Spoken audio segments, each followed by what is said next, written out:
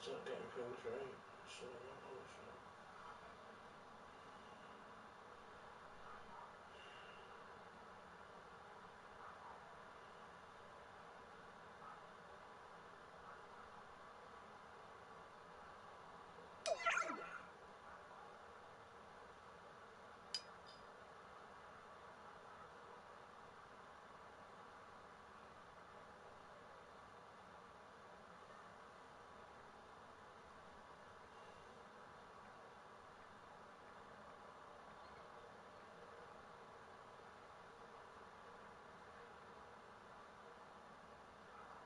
One.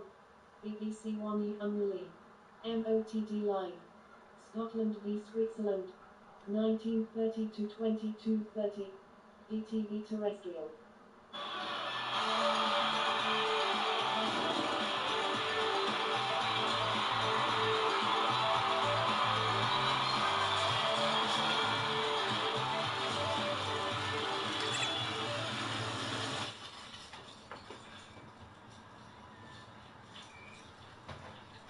We bring it to you.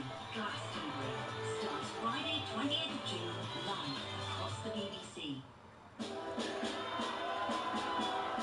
The Tartan Army have brought the party now. It's all or nothing. Welcome to tonight's big one on BBC One. Ali with you live. Calm the nerves, keep the faith. It's Scotland, Switzerland, Euros live.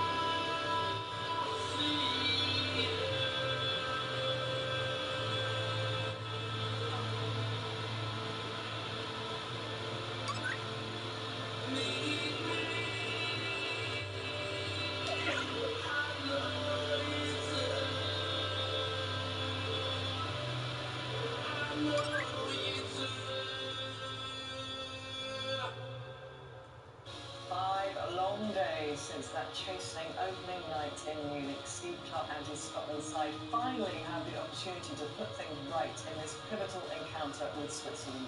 The Tartan Army are once again out in force in Cologne. Of course they are.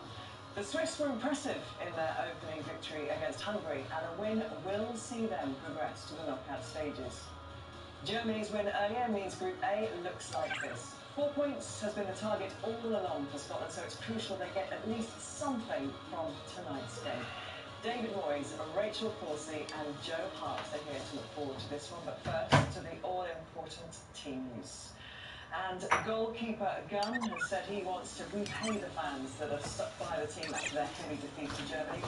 Hanley replaces suspended Porteous in defence, which is one of 2 changes Steve Clarke has made this evening. The other is Billy Gilmore coming in for Christie, which should mean a more advanced role for McTominay alongside McGinn. Adams leads the line once again. He'll hope to improve on his tally of just 13 touches of the ball in the opening game. And a short while ago, Amy Barber spoke to the Scotland boss. Steve, 2 changes to your starting team tonight, 1 in force. Talk us through the reasons behind the little switch in midfield. Full intention to start Billy in this game, and that's where he starts.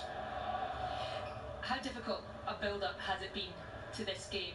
Getting over everything on Friday night and making sure these players are ready to go and do what they say they want to do and prove that they can compete on this big stage. The only difference between any other games is it's a Friday, Wednesday build-up as opposed to normally a Saturday, Wednesday. So that's all. We do the same things, we work the same way. And tonight, hopefully, you see the real Scotland on the pitch. Have there been little reminders to the players that the history that they can make and wanted to make when coming into this competition is still very much alive for them if they can get something tonight? That hasn't been mentioned. What's been mentioned is we have to play better. We have to do better than we did in the first game.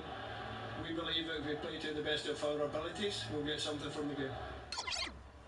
It's a balancing act, isn't it, emotion and sport, and he's certainly keeping a lid on it for us just then. I mean, he's been quite open, hasn't he, about having to give cuddles and kicking backsides, and we expected changes. They're the changes that, I suppose they were the least we expected, the two changes to the team. Yeah, I've been there as well, when you're getting asked the question just before the game, and obviously you're really focused on the game.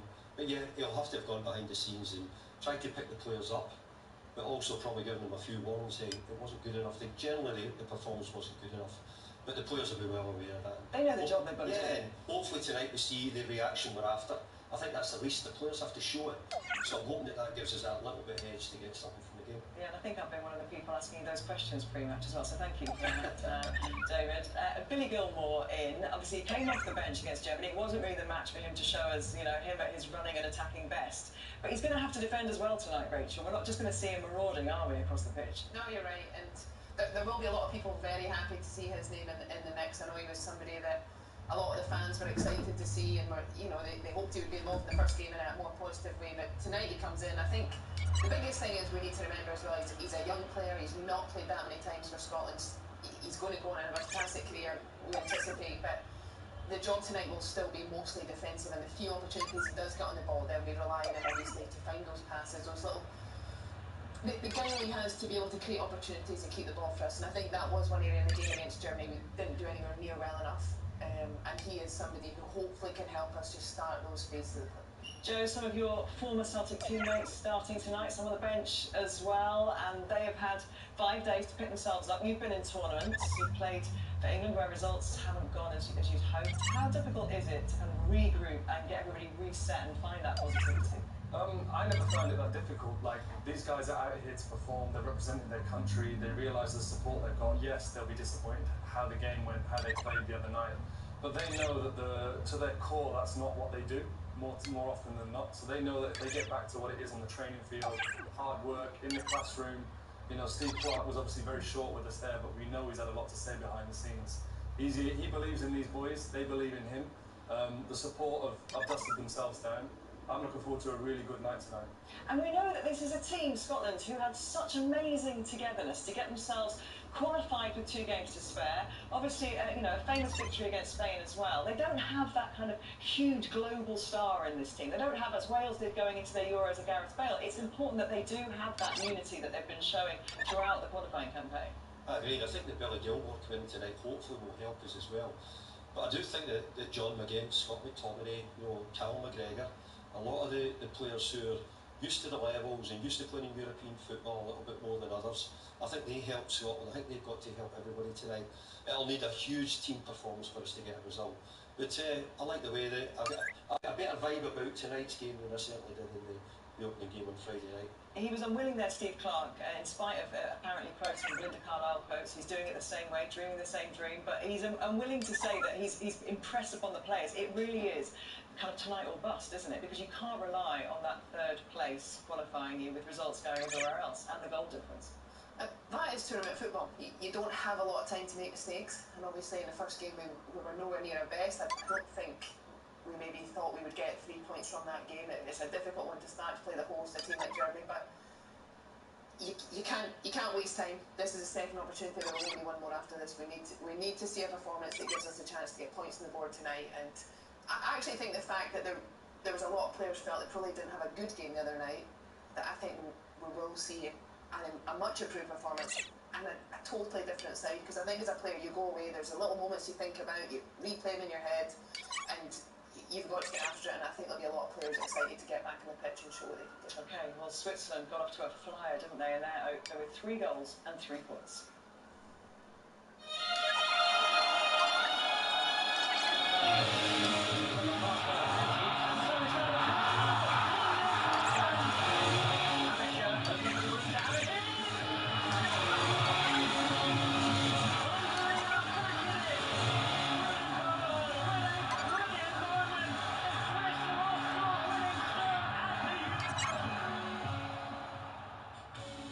Well, Murat Yakin has made just one change from the team that beat Hungary in their opening game. Shaqiri replaces Dua and becomes the first Swiss player to feature at 7 major tournaments, while Xhaka captains the side.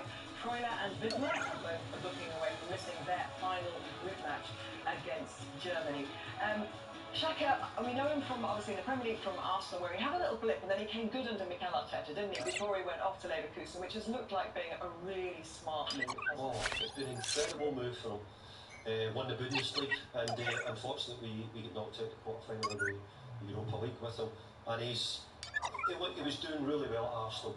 He was scoring a few goals, and he was playing a little bit higher the way Declan Rice is playing now for Arsenal. But for Leverkusen, he's played as one of the central midfield players. He's had great experience, terrific on the ball, and he's a strong man as well. So it'll be Scotland will have a job against him. But the good thing is that a few of the players will know him, they'll know what he's all about, so it won't be something that they're not aware of. Of course, they gave Tony Kroos quite a lot of space, Scotland, on Friday night, and they cannot afford to do the same again with this man. No, they can't, but Tony Kroos manages to find space because he's that guy. Granit Xhaka has put himself in a position, as David just alluded to there. He did have that moment at Arsenal, and of course we all remember that. But he's been highly rated throughout his career. He's captaining his country. He's barely missed a game when it comes to tournament football. He's that guy for Switzerland, and he's going to make them tick tonight. So yes, Scotland have a job, but that is a big job. It's a hard job, but that midfield's going to have to be on him. Yeah, and there is a very impressive midfield. In fact, 3 of the players in midfield come from Bologna, and Michel Emerstedt is one of those who really shone, didn't he, against Hungary. You've had a closer look for us. I have, yeah, and when you look at it, he obviously played a lot of games this season for Bologna, and they had a fantastic season, and this probably, when you come to tournament football, it's arguably the dream start you want as a player. He came into this central pocket and sort of was just in that space there where, in midfield you just try and pick the ball up and filter those little passes. That one doesn't quite come off, but very similar here to how they get the first goal, and I mean that's magnificent way to find that through ball, and that's an area where Scotland will have to be very shrewd. And he also shows here he actually didn't get a league goal for his club side this year, but he obviously knows where the back of the net is, because that's a lovely finish just through bodies there and finds the bottom corner. But Switzerland have a lot of good players, I think, in that area of the pitch. I think Vargas will be tricky. Shaqiri obviously comes back in tonight, who we know is a very dangerous player. Yeah, they have got La Liga winners, they've got Serie A winners, they've got Premier League winners, they've got a lot of quality in that side, and someone who could play a key role in all of those areas for Scotland is midfielder John McGinn. He sat down with Ailey this week.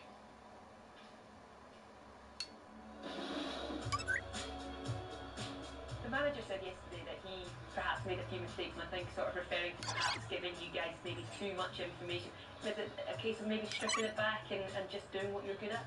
So he said yesterday that some people get a cover and some people get a kick up the backside. I can confirm Which were you? I was a kick up the backside. But I couldn't argue really.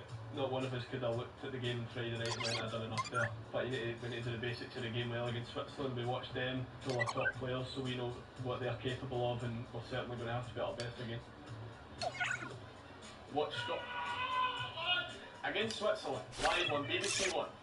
You're sort of seen in the dressing room as one of the people who can try and change the mood. When you're feeling really low yourself though, how difficult is it? I don't really think, I need to start making the jokes here to lighten the mood. Sometimes I do, but if you're not feeling brilliant yourself, we've got plenty of us in there. We are hurting, the manager's hurting, you can see it in his face, but we will have a performance, and like I keep saying, we ourselves a performance that's going to Scotland. We know we have much more in the tank than what we showed in Munich on Friday. When you look at the build-up to the Switzerland game, it's so very different, and you're a bit more comfortable perhaps with this build-up. I'd be more comfortable if we had a point or 3, but we're going to go into that game and give it absolutely everything, and that's the bare minimum. So it's up to us now to embrace that challenge, and hopefully we can make people enjoy the party even more. Well, you wouldn't have thought all the doom and gloom of Friday night had even happened in and around Cologne today. Certainly not in this stadium. Just listen to this Tartan army. They packed out the city today,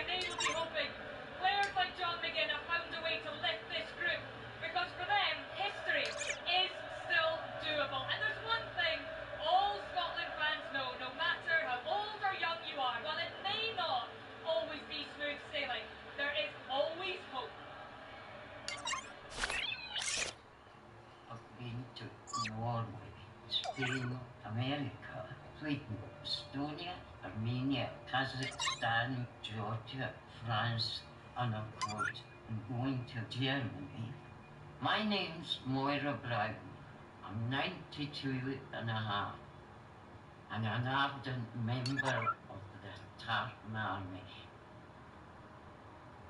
I've followed Scotland since the Victory International at Hampden in 1946. I remember the excitement. I remember the droves of people and just loved watching them. My first game at Hampden was the one against Georgia. Poured down, and I thought it was going to be a disaster, and it ended up being an amazing experience. Ever since then, it's all I've really talked about and thought about. I love it.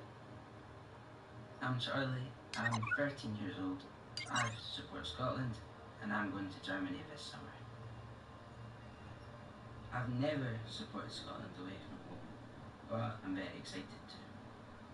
I'm looking forward to the fun.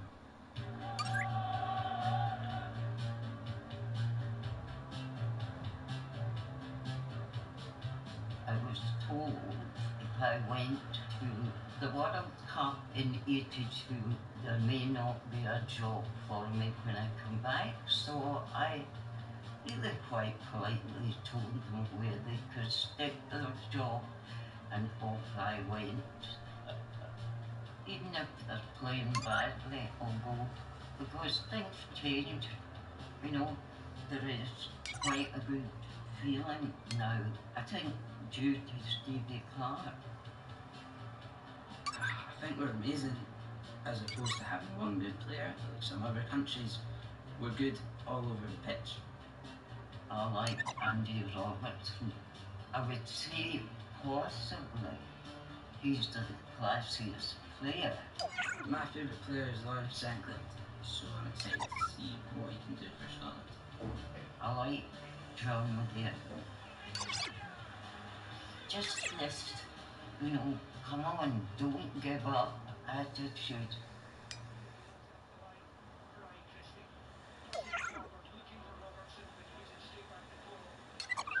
At Spain game, my favourite memory was the first goal.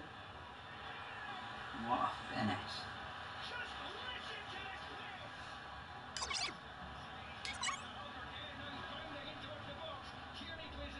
Hit it. Oh!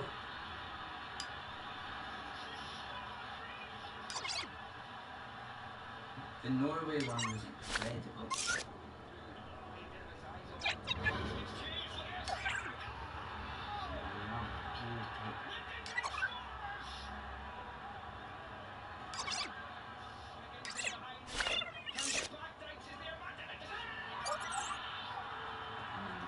Some finish, eh?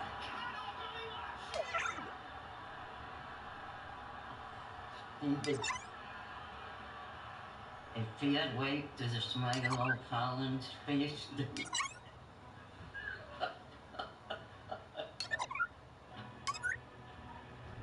I remember when we qualified, the first thing I did was I called my dad and asked him, we're going to Germany, right?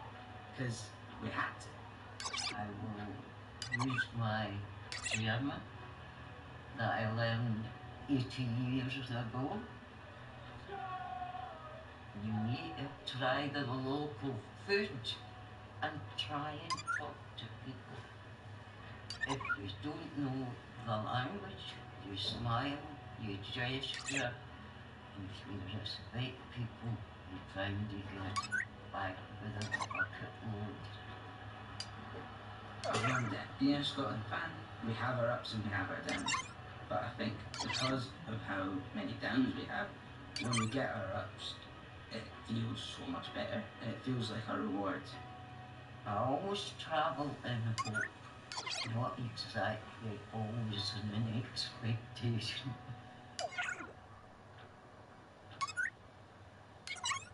Well, the Tartan Army, endlessly fascinating, endlessly watchable, David. You know, everybody loves to see them out there celebrating. Even before a ball has been kicked in this tournament, they're attracting attention. But that emotion, you know, which obviously was so well articulated there, it heaps pressure on players, doesn't it? And it's how you handle that and use that and channel it in a way that drives a performance, the likes of which Scotland produced to beat Spain last year. You know, that's what they need, the galvanising of that. First of all, I have to say I was one of them. I followed Scotland as a young boy everywhere, went everywhere to watch them. When it was the early days of Wembley, when people didn't know about it, or did know about it, and everywhere, all the Europe campaigns, World Cup, etc. So I know how I feel. But hey, the big expectations what we've got tonight, we have to try and get the result tonight. So look, the Tartan Army, wherever they go, enjoy themselves. There's never any trouble. They're all there for a good time. They've got great with all the locals, and it's been the same here in Berlin. There's that many Scottish supporters in Berlin. It's unbelievable. It really isn't. There's not even a game here. Dramatic on the pitch. Grant Hanley, we talked about Billy Gilmore. He's in. He's only had 6 starts for Norwich last season. You know, hasn't played week in, week out. You know, it's a lot for them to come in and have a big. Volume 11. Volume 12. I really do. He's obviously he's not played much for Norwich this year, but what we've seen in this tournament, it's not all about necessarily good club form when it comes to the teams that are their desire is to get out of the group, not necessarily win the competition. So he's going to be important tonight. Plenty of experience, a real leader in this Scottish team, and that was beautiful, that BT. I really, really enjoyed it, and it made me feel good as a former player that, yes, you get some criticism, but you also get some unbelievable support, and that really does lift you up and make you feel special. And those fans tonight, you know, they're realistic. They know that this team is up against it, but they just want to feel that they've seen the best of them, and they didn't see the best of them against Germany, and obviously they know that. The players have been self-flagellating all week, haven't they? It's been a real mea culpa. Everybody's held their hands up, and I think we just put that to one side and dig into the performances that we've seen in qualifying. Yeah, you're absolutely right, Gabby. I think even some of the players have said, you know, they feel they let people down, and I can say, as you know, David just said, as a fan, I don't feel let down, but I feel ready for the reaction and the next performance, and I think that will come tonight, and I think that's what we look forward to and what we can expect, and just hopefully it's enough to actually get something out of the game. Those Swiss players we've talked about, the ones who've been winning their respective leagues this season, there's great talent in there. You know, they actually had a drop-off in their qualifying. They ended up only winning a couple of their last 7 games. They finished second in a really easy group in the end, really one of the easiest groups. So, you know, that performance was to some a bit of a surprise, actually, the other night. And so, you know, they've had their wobbles, they've had their moments. Yeah, we have to believe that there's an opportunity here for us to get a result. You're right, they've not always been perfect, especially in their qualification. The manager had a vote of confidence. The manager got something, not great probably, but it's gone there. I think what they've had is they've had a really good start to the competition. They've had a good result against Hungary. We need to tonight take something out of it. And start, obviously, with a positivity, but keep a foot in the game, not losing a player, not conceding a goal in the first 10 minutes would be a good start. Yeah, at least we need that, that's for sure. But just adding to that, I think Switzerland will feel nervous. They'll feel similar nerves that we're feeling. And realistically, the pressure is, even though they've won their first game, the pressure is still on them.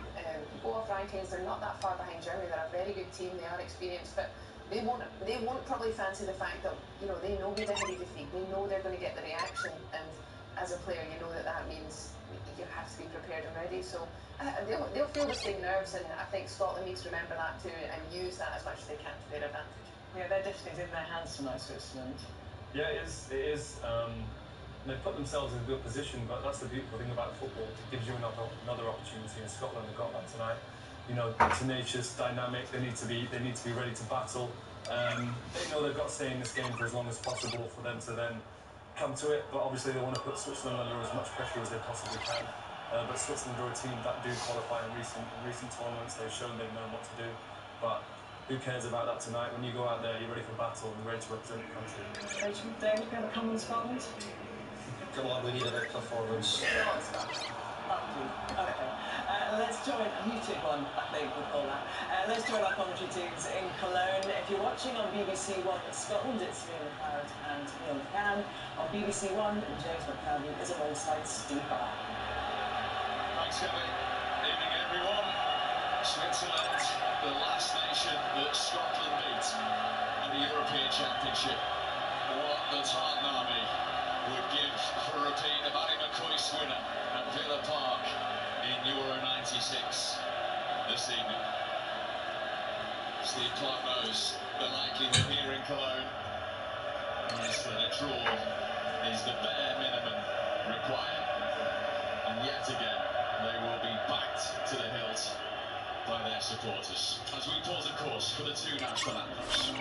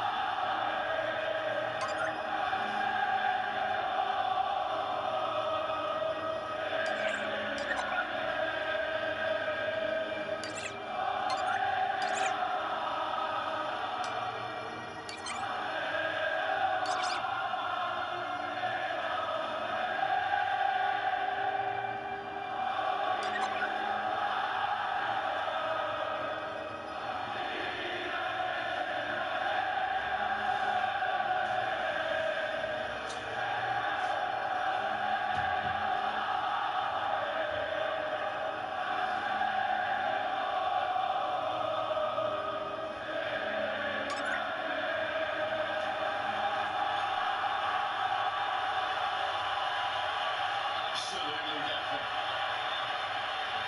They've taken over the city of Cologne today. Everywhere you walked, there was Scotland blue. Unrelenting support. Can those Scotland players give their supporters something to really shout about? Well, Scotland, as we know, without the suspended Ryan Porteous after his red card against Germany, it is Grant Hanley who gets the nod and starts and wins his 52nd cap on the back of just 10 appearances for Norwich this season. Steve Clarke's under change, not surprising either, seeing Billy Gilmore coming into midfield. Ryan Christie is the one to drop out. He's amongst the substitutes. Celtic's Anthony Ralston keeps his place at right wing back.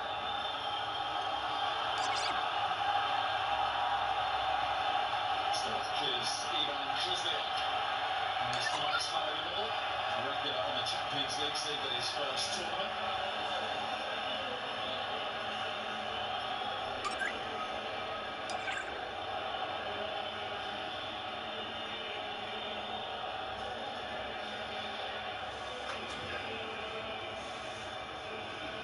Well, Switzerland made just one change to the side that beat Hungary by 3-1. Xherdan Shaqiri makes history for his country tonight. The first Swiss player ever to take part in 7 major tournaments. He's in for one of their goal scorers, Claude Dua. He's on the bench. 3 of this team play their football in Germany, including, of course, the captain Granit Xhaka, fresh from that Leverkusen domestic double and domestic unbeaten record this season. Switzerland so experienced in this situation as well. 11 of their squad have 50 caps or more, and they have the opportunity to win both of their opening matches at a major tournament for the very first time. And in doing so,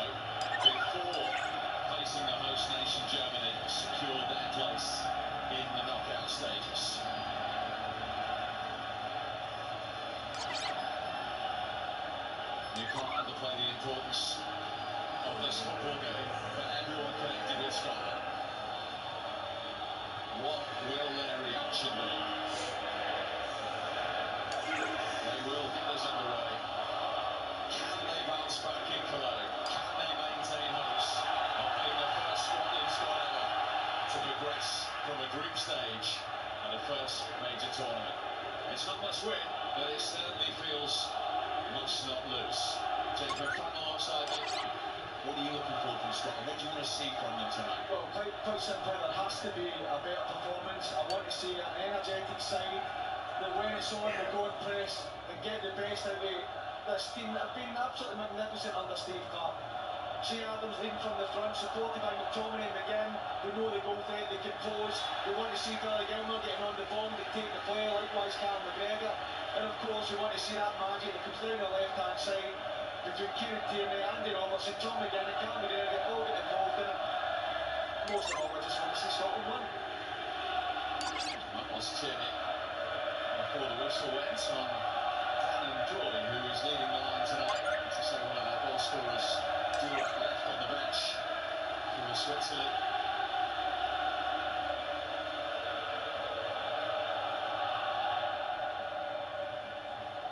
Joined the out by Adesha, who was one of her many impressive performances against Hungary.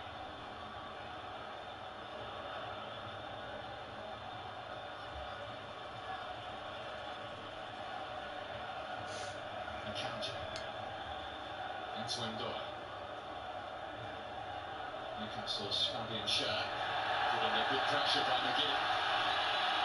Scotland get the throw, which Robertson takes quickly. And Scotland, inside the first 2 minutes, have the first corner.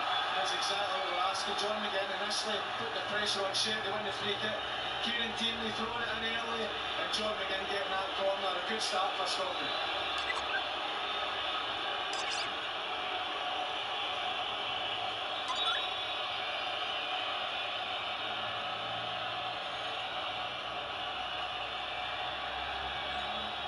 Can Scotland get their dream start? In it goes. First to it was Freuler. It's a throw in.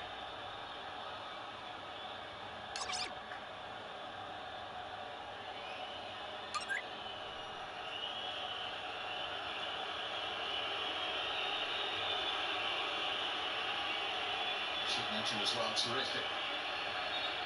Backing for the Swiss, although they were outnumbered in the city centre yesterday and today. Brilliant atmosphere. Tierney's throw. Couldn't reach Adams. Back in from Tierney. Blocked by Wigmar. Adams. Scotland think that's a corner, and the Slovakian referee agrees. Yeah, and I think that the extra touch there from Shea Adams just takes it off the foot of Andy Robertson. I think was lining up for a shot, but I think the corner's the right outcome there.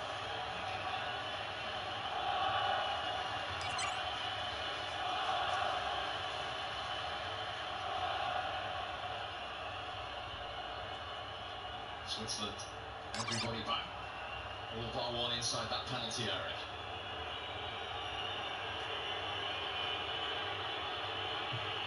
In from McTominay, comfortable for the experienced Jan Sommer of Inter Milan. He rolls it out to the skipper Xhaka. Overhit by him. Steve Clarke yesterday likening his influence with Switzerland to that of Toni Kroos's and Germany. Yeah, and I think that that's something you have to be mindful of, because where's that shirt and that armband? He responds, he stands tall, and he is that leader, and the players around him respond to it. So it's someone definitely, I mean, for me he's not on the level of Toni Kroos, but for Switzerland he's a special player. He's someone without doubt that Scotland have to stop dictating the play. No one's played for that country more than Switzerland and Granit Xhaka, cap number 127 this season. It's forward from Schär towards Ndoye. Dealt with by Tierney.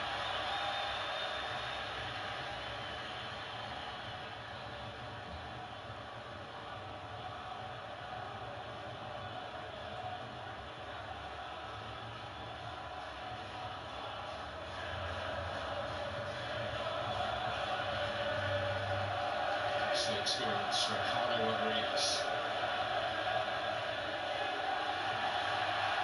Vargas closed down.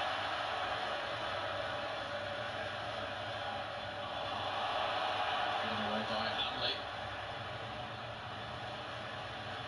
Tidied up by McGregor. Foul by Shaq. Already tonight, John McGregor looks a totally different player to the one that played on Friday night. Doing what we're so used to seeing, using that body well. He's desperate to atone for his performance on Friday night, and it looks like the rest of the map. He was the one who admitted that he had the kick up the backside from Steve Clarke and not the cuddle. It's a big target. I guess you were never the cuddle type of guy back in the day. I prefer the cuddle, but mostly I get a kick up the backside. Whatever man management he has used since Friday night, he hopes comes to fruition in his 57th game in charge of Scotland.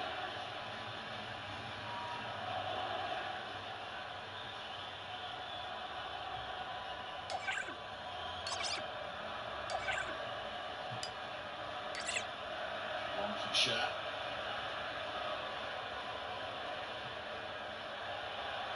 20 from Angus Gunn.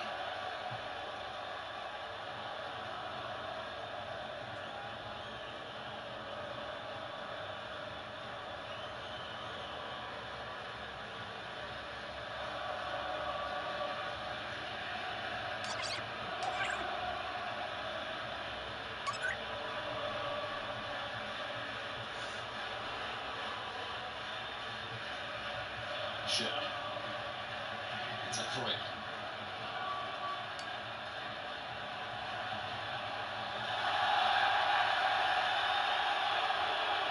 Scotland and McGinn frustrated that didn't go their way.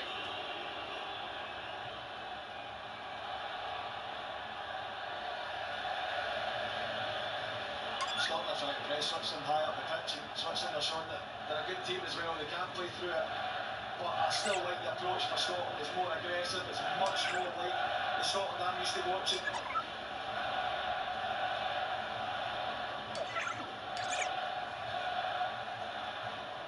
This is Widmer, as his football in Germany. He's the captain of Mainz. To Freuler.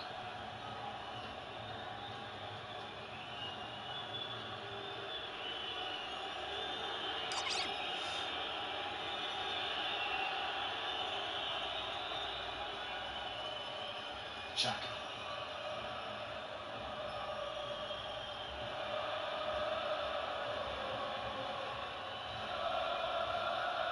Given away by Shakir. Now McTominay.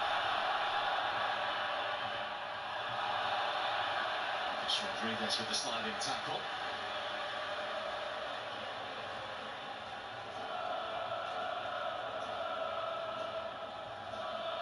They've got experience, the Switzerland squad. They've got know-how as well. They've been beaten just twice in 14 games in major tournaments.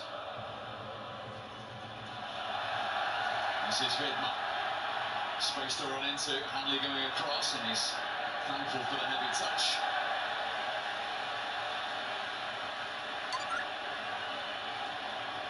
I think he might be fortunate here. That Hanley's size to try and cover the ball. Maybe over the last touch. I think he did. Assistant referee obviously can't see it far side. The referee's maybe too far away with the speed of the counter. Laurent Yankin in charge of Switzerland. And he's under a bit of pressure in the qualifying campaign.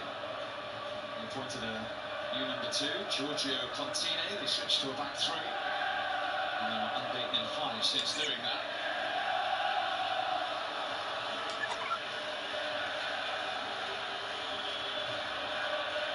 The incentive is there for Switzerland in this game. Win it and then into the knockout stages.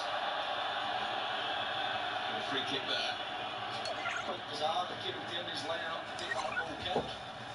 It's taken so long to get back out. If Shea Adams doesn't keep a hold of it here, Rodriguez gets in, which he does, Switzerland go on the counter, then it's through the back line. I don't know if there's an issue with Angus Gunn. It's so strange to see Kieran Tierney take a long goal kick. I've seen that for a long time. This is Vargas for Switzerland.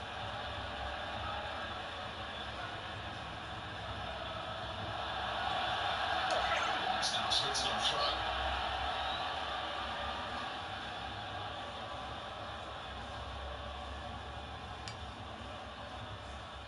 Vargas.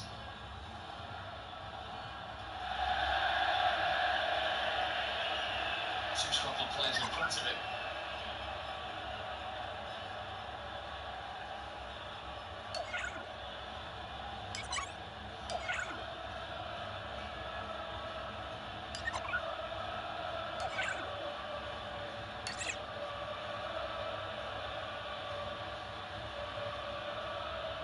Georgie in ahead of McGinn. This is Ndoye.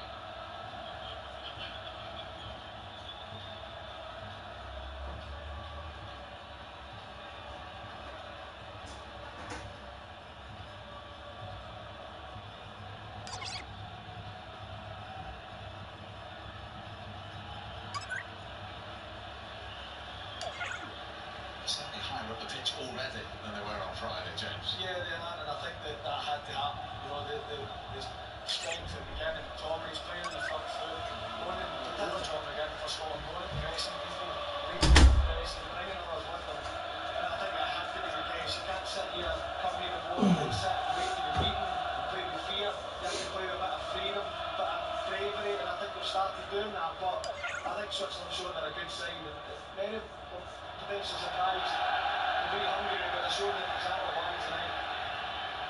Well, that is out of play from Jack Hendry. So Switzerland at their first corner of the game. Yeah, I mean, spoke about trying to have composure, be brave. He's trying to put it back down the studies. Obviously, not down the corner, but at least there's a mentality of trying to keep the ball and not just slash at it and clear it. Conviction could be a lot better.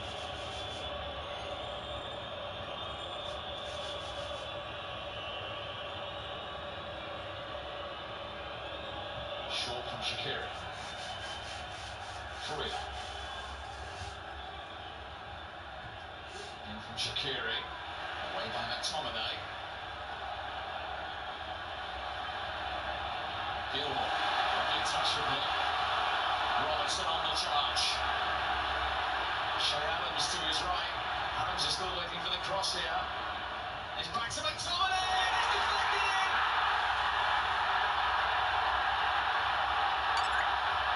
Scotland leads. Oh, Fabian Schär, and into the back of the net. Just the start they wanted. Their sixth ever goal in the Euros. We've had McStay, McClair, McAllister, McCoist, McGregor, and now we've got McTominay. It was always going to be a myth, wasn't it? That's the way Scotland do it, but this is what we're asking for. Great composure, and Andy Robertson driving up the pitch. Cal McGregor inside it, John McGinn, and who else is making that late arrival? Scott McTominay, the man in the qualification campaign. Left foot, get on target, get a good strike. You never know what's going to happen. Few slices of fortune, but what a dream start for Scotland. And who else but Scott McTominay? 7 goals in the qualifier. With a help of that deflection on Fabian Schär, he has won in the tournament. And Scotland have the lead. It's crucial. Scotland didn't concede the first goal tonight. And they have been going over for cross balls.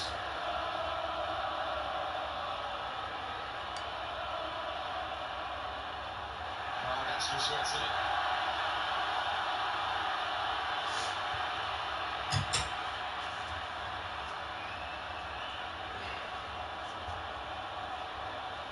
Long way to go.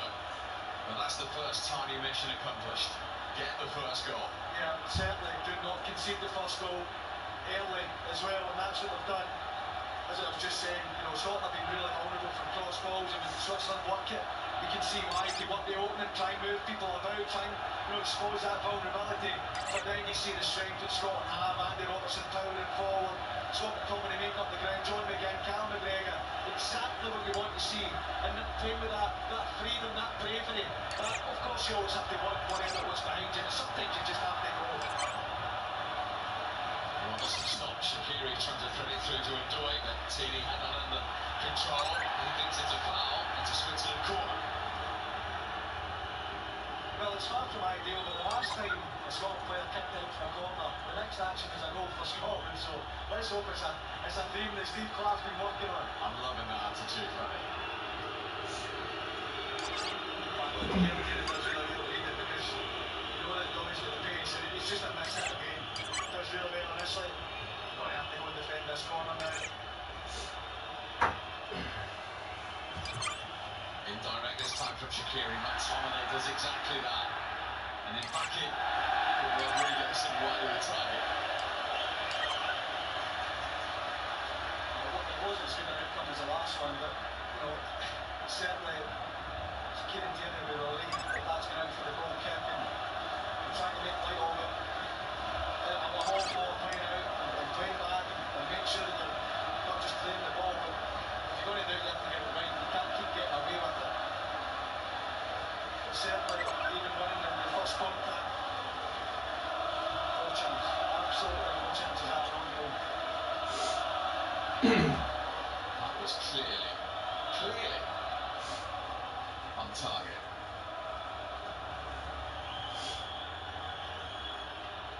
UEFA can't take that off Scott McTominay. I think it's on target. I know that Sommer's behind it, but if you hit your shot on target and it takes a deflection, which it is, and it's McTominay's goal, that'll be rectified, no doubt.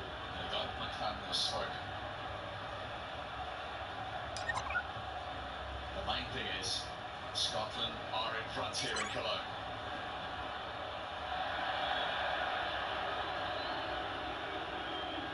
The main thing is composure for Scotland. They don't get carried away and they don't go and try and overexpose themselves. I think that everything's fine. Switzerland have shown they're a good side and good players, they've good threats. And there's going to be a period in this match where Scotland are going to have to win or storm. Vargas deflected into that side netting. Off Ralston. Now the Switzerland corner.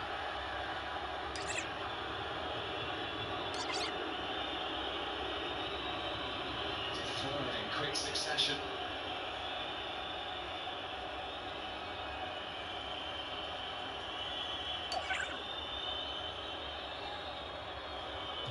Ruben Vargas with it. Terrific defensive header. There's a clash of heads as well.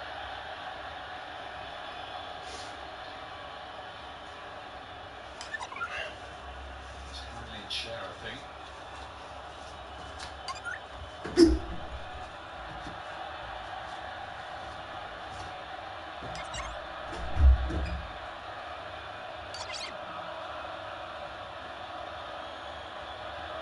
That's Ralston. You've got the head of Hendry in him. Yeah, I actually didn't spot that at the time. All we could see that there was two Swiss players on the edge of the box. I think that the Scotland player was in and around that area. When that happens, it becomes really congested. And Switzerland is just firing that ball, trying to get it right top down. Just got it. But I'm going to have to take the knocks here. And I'll see Scotland players lining up to clear it and leaving it for each other. Scotland to the most enjoying. Okay, Fabian Cher likewise.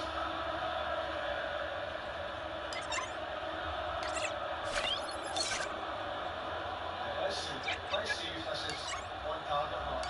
It's not McTominay's goal, come on.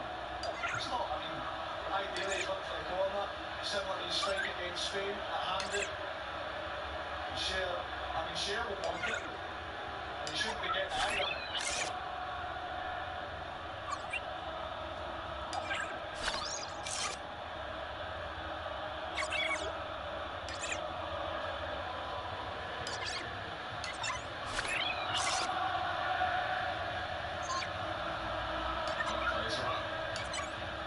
Extraordinary James Howard wandering on the city centre, some side streets today, rows and rows of campervans with Scotland supporters doing absolutely anything to get here to Germany any way they can. Yeah, and they've been here, some have been here for over a week, and just on the off chance that the game should be here, you know, you heard the guys before the game, they're everywhere. It's been such a wonderful sight to see so many players, so many fans coming in any way possible, and I'm not surprised at that. They're coming up with their boat roads and the venue. There was more than the legal limit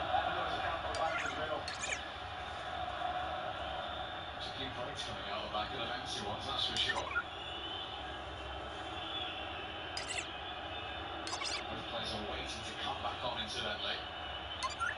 Xhaka for Switzerland.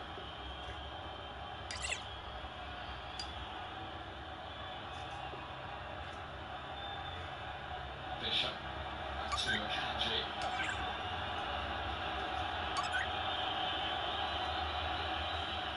They are back on.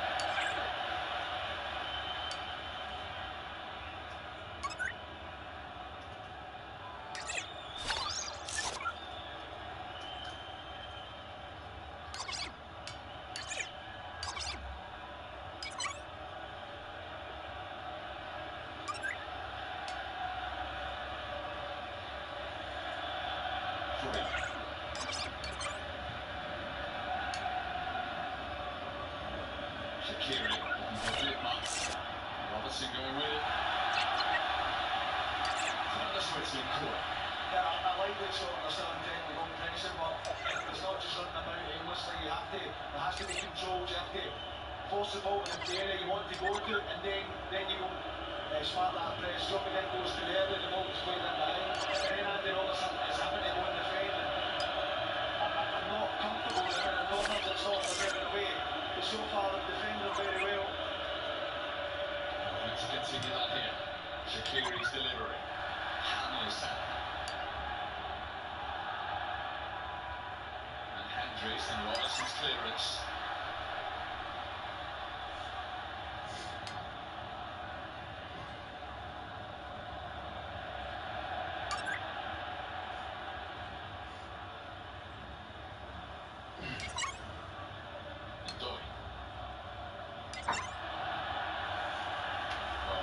McTominay. Well, that as well, for the Manchester United man.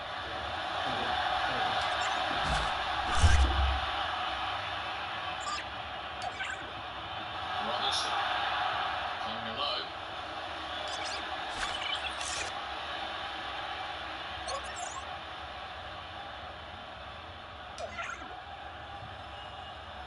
Very poignant this first half, much more recognisable. Unbelievably, that last pass is there. It's not the big play, the press, but played at the right times as well. Sensational play.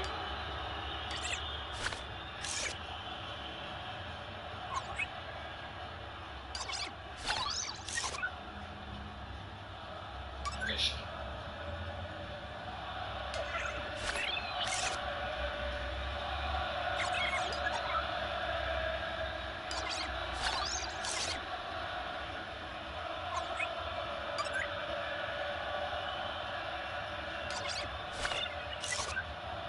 Shares ball forward towards Dittmar. We've got crossed in, Harry watched it all the way, and now the flag has gone up.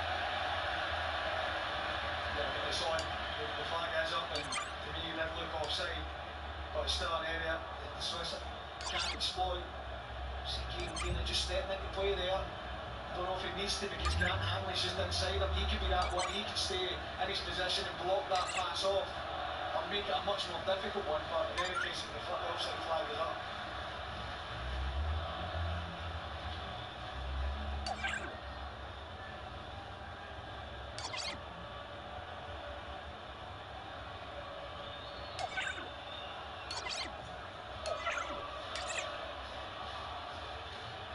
McTominay jumping, holding his head, which is why the South African referee has had to stop play.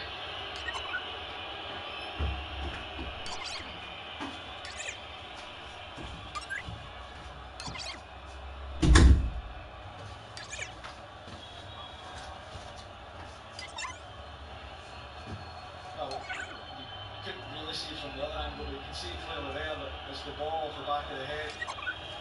Fabian Schär's head up. That hasn't been more serious. Do you much prefer it in that more advanced role for Scotland? Yes, without doubt. 2.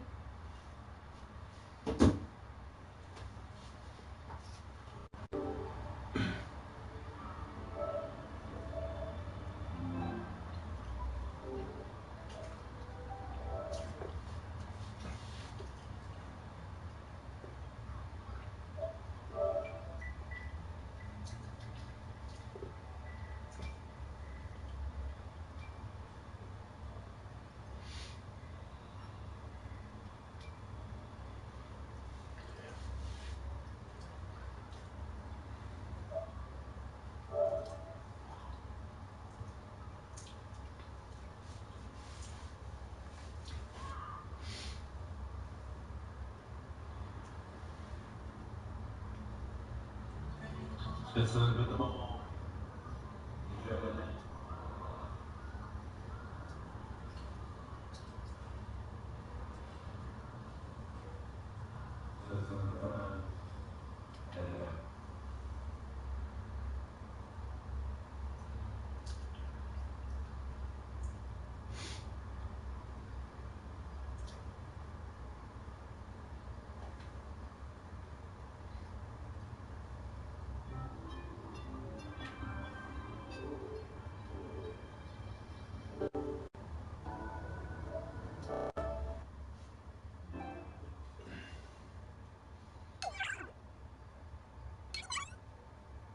They can't keep that out.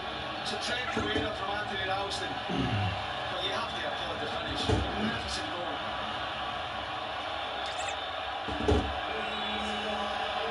Full square, come on.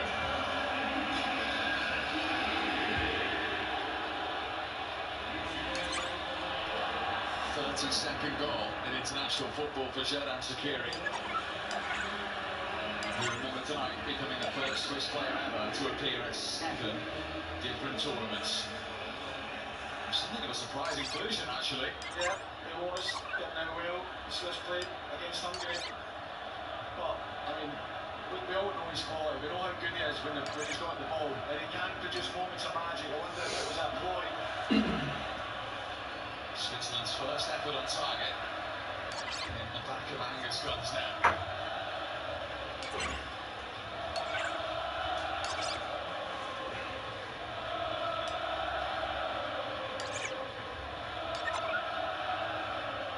Freud.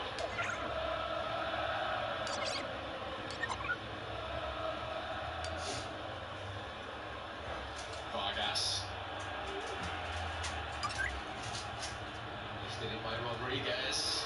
It's come through to Vidmar. Actually, was always rising. Yeah, and that's, I said we sort of went ahead, they had to maintain their composure. This is even more crucial for them. Where they don't lose their head, they don't try to force things through, they just gain a bit of composure. They've had a tendency, you can see goals in consecutive fashion throughout the last year or so. They have to address that tonight and make sure they don't concede another, because look, starting the game really well. It's a gift in terms of the opportunity presented to Shaqiri. It's an unbelievable strike. The Scotland just have to maintain these levels and make sure they don't go behind.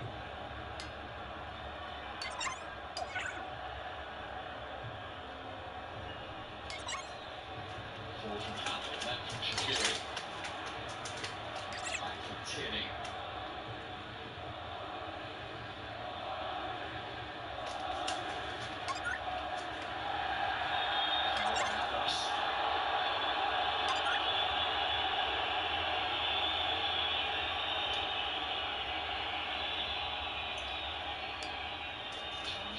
Shot.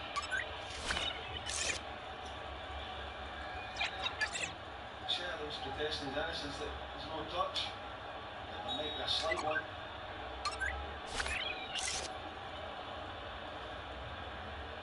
Vargas has got away from Ralston and he's pulled it back towards Ndoye. Finally did enough for Scotland.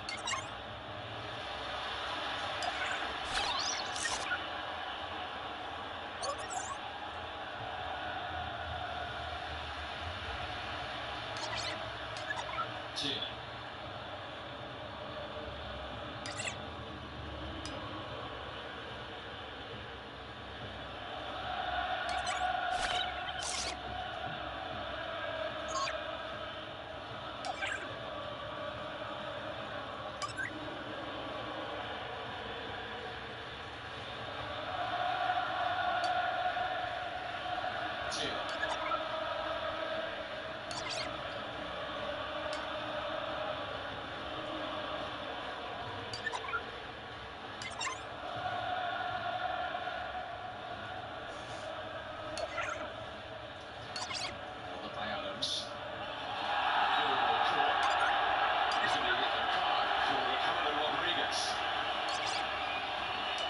Really good play from Scotland, that patient build-up.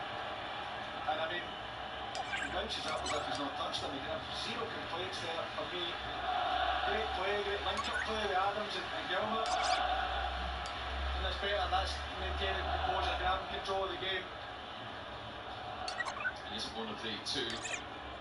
The potential scenario of missing the final group game against Germany in Frankfurt on Sunday.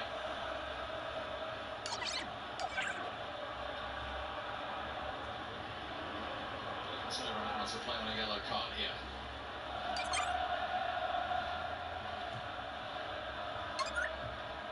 Ethan Hendry.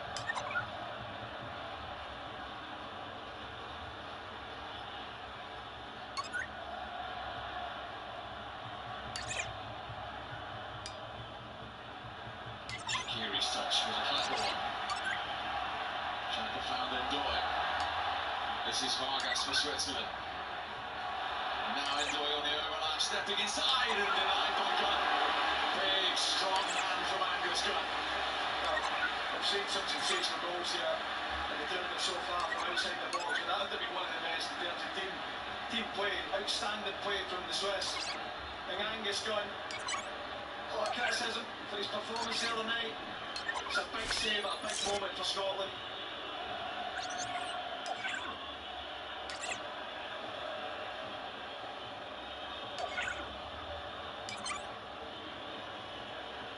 Switzerland's goal scorer Shaqiri with their corner. Gilmour first to it. Back from Akanji. Oh, Gunn didn't get there, and Ndoye did! The offside flags up. Scotland breathe a huge sigh of relief. Danny Ndoye has seen his goal ruled out. It will, of course, get checked.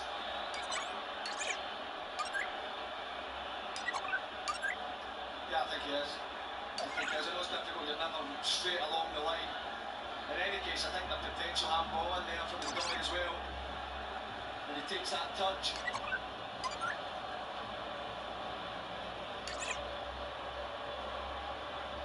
Stamkin referee just waiting for confirmation from the Polish VAR official, which he's got. And we're still at 1-1 in Cologne. It's a layoff. I think there's a potential he used his hand, not deliberately, but we know that obviously you don't get the advantage whether it's deliberate or not.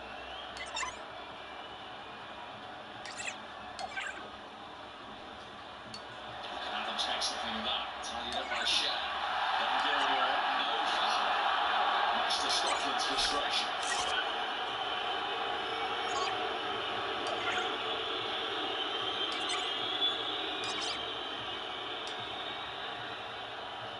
He's got a point, Billy Gilmour. Whether he goes down, that's a little too easy just because he knows the ball's running away from him.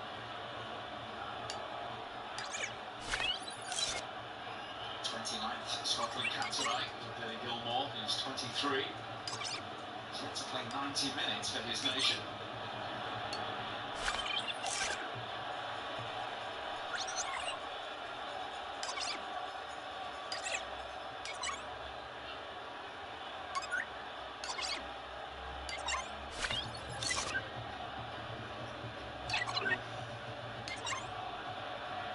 Ball forward, captained by Robertson.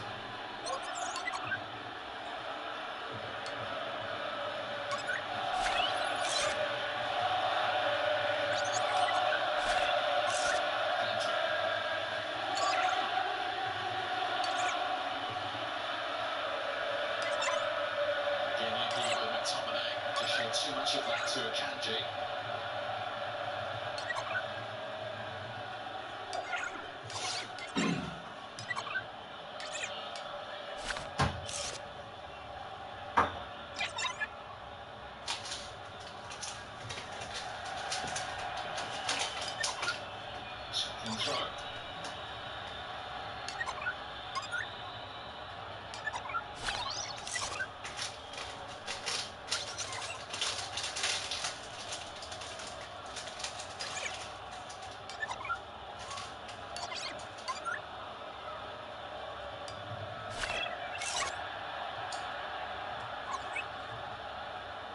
Akanji.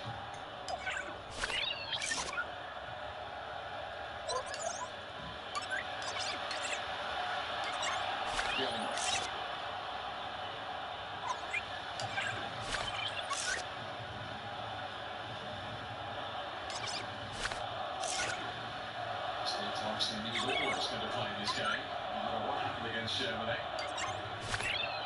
And that is so Steve Clarke, and it's not an excuse to say I got it wrong. He's just a manager that looks ahead and tries to plan and picks players for certain games.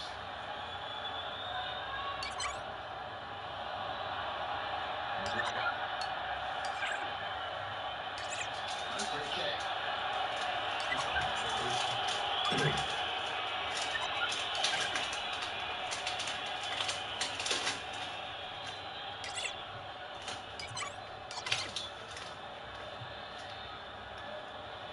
Henry with the ball. Adams to chase. Back with Rodriguez and beating him to it and finding McTominay. He's looking quite taken in his stride. And the referee has ball play back for a Scotland free kick.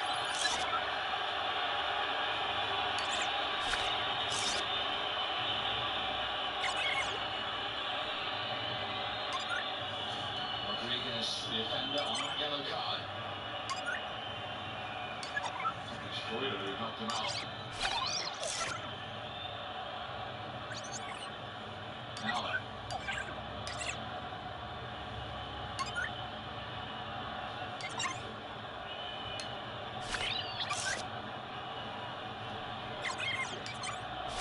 Scotland has Switzerland the question from this set play.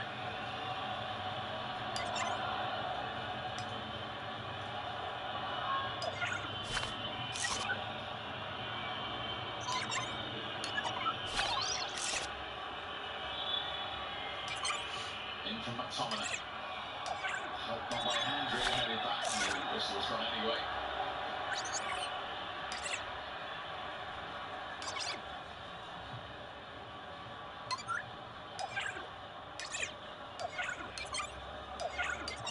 He's not renowned for his heading, but like Henry just taking that header off. Almost Kieran just behind him.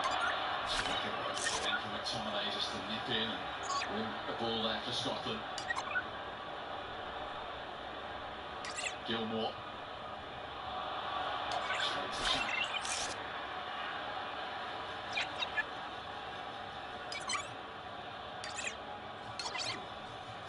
Freuler.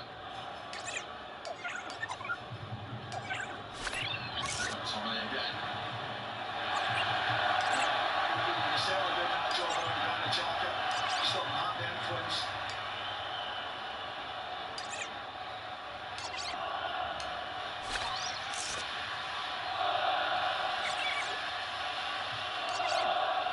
Roberts.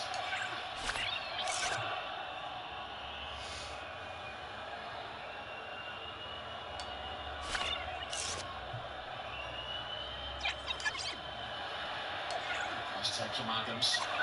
Lays it off to Ralston. Still in play. It's with the skipper. And McGregor. Promising period here for Scotland.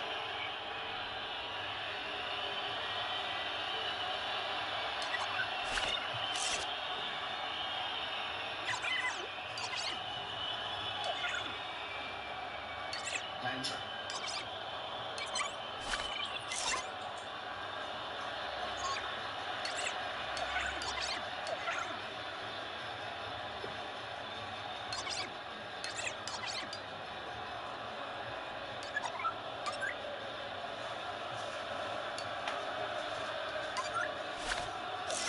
Hanley. Continue trying to stitch up Robertson. He's battling for a captain who was forced to come across and concede the corner. It's effective. You know, Andy Robertson comes short, drops his shoulder, runs in behind, timing runs perfect. The ball behind, the timing of that's excellent. And look, he's turned a situation where a pair team is 20 yards from his own goal in a corner for Scotland without the Scotland player touching the ball.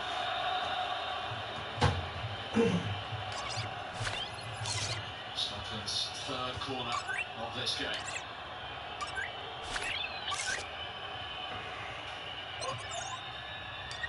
And towards that back post and Adams.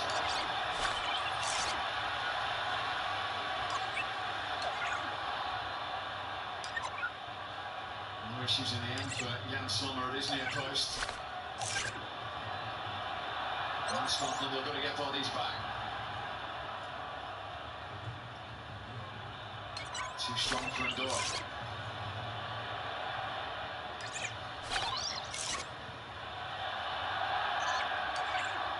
So the referee says play on again. Shaqiri.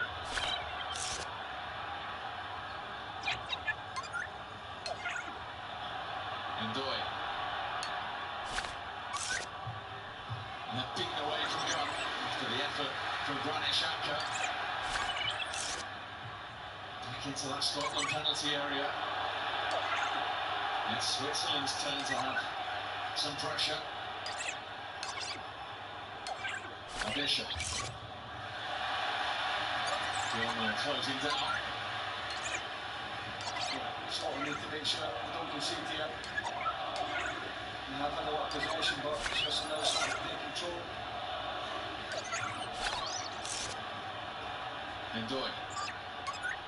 Against Andrew. McGregor's there as well. He was trying to go through the gap.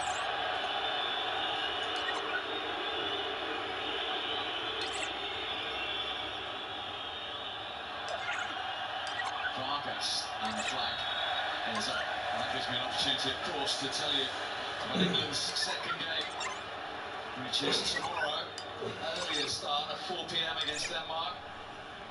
And then playing in Frankfurt, and the Brentford manager Thomas Frank, part of our team. 4 p.m. here on BBC One tomorrow. For England against Denmark.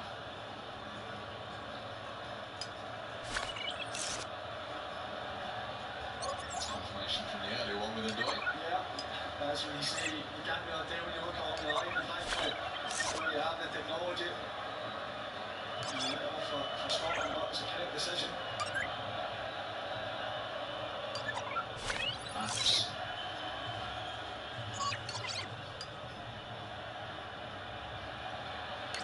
Ndoye got the better of McGregor.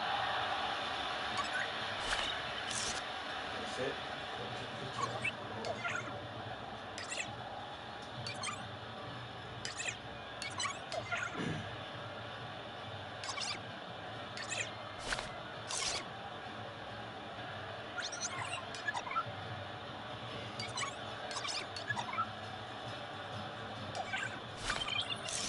Tierney.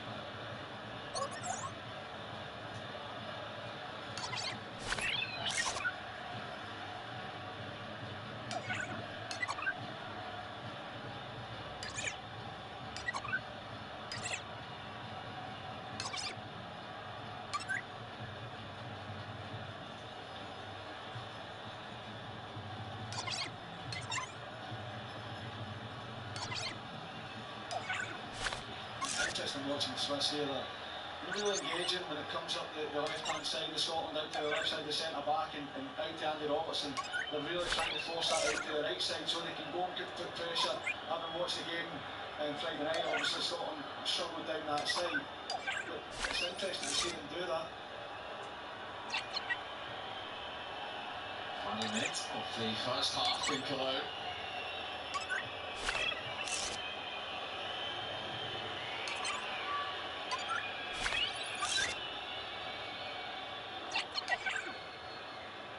Scotland then for just 13 minutes.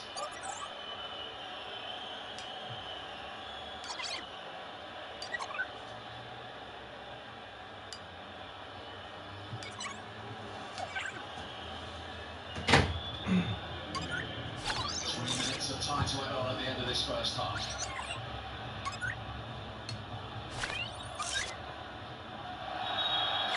Vargas.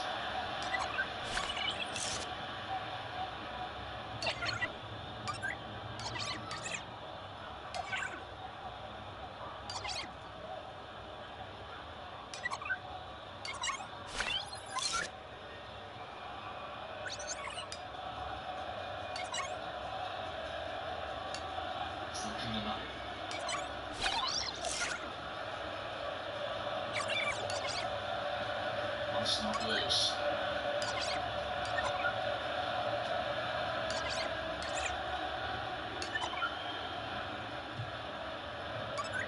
In from Hendry.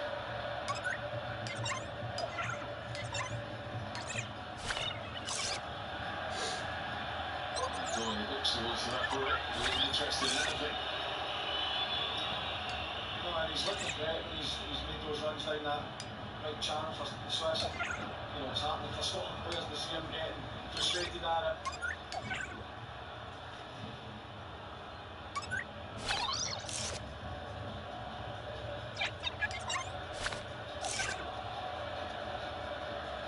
Ralston.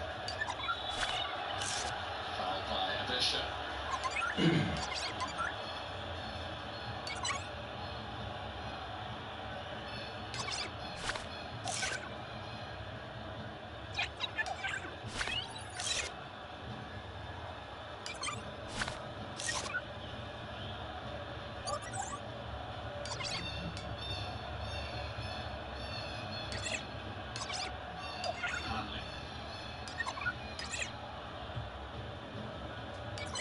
Tierney, Robertson trying to make something of it.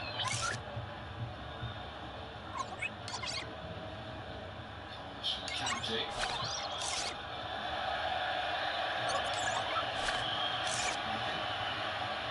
Someone in his eye line there. Yeah, with it down. Well, it's not amazing football from Scotland. Someone behind Andy Robertson chases it down. So what it does is force the Swiss back away and allows the midfield to speak of it and dominate again. They just love to go and press the ball. Again, Sommer struggling with that one there. How are you feeling at half-time then? Yeah, much better. I think that Scotland going in front was obviously jubilation. We know how good the Swiss are, how dangerous it can be. I think that given the performance and without doubt the result Friday night, Scotland are in it, and that's all you could have asked for. Has there been a reaction? 100%. But I think that they can do more, and they've shown a bit of composure as well when they've had it. So I think overall pleased. They are level at the break here in Cologne, having taken the lead. Steve Clark saw McTominay's effort deflected off Shan into the back of the net. That lead lasted 13 minutes before Ralston's ball went to Shaqiri, who produced a magnificent finish to level it up for Switzerland. But much, much better from Scotland. James is right, they are in it at half-time at Cologne. Scotland won, Switzerland won. So much better Scotland. I mean, I'm watching Switzerland, but it's very hard to stay in control of something that I didn't expect this evening because there was so much.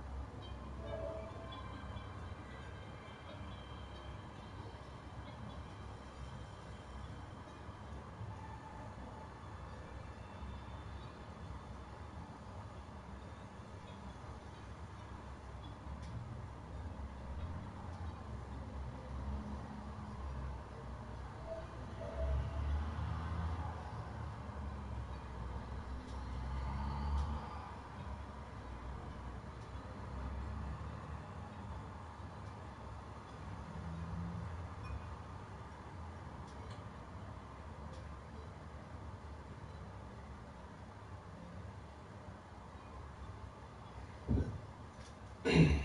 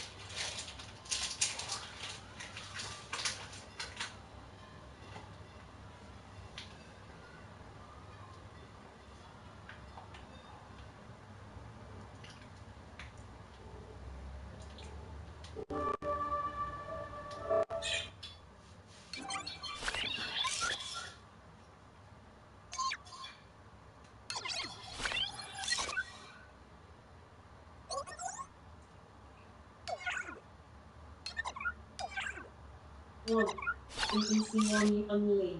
In Gelson Persian. It only took 13 minutes for England to open their accounts. The flying header from who else but Jude Bellingham. And although they were unable to maintain the pressure, they took all 3 points on the night. The opening half an hour, thought we were exceptional with the ball.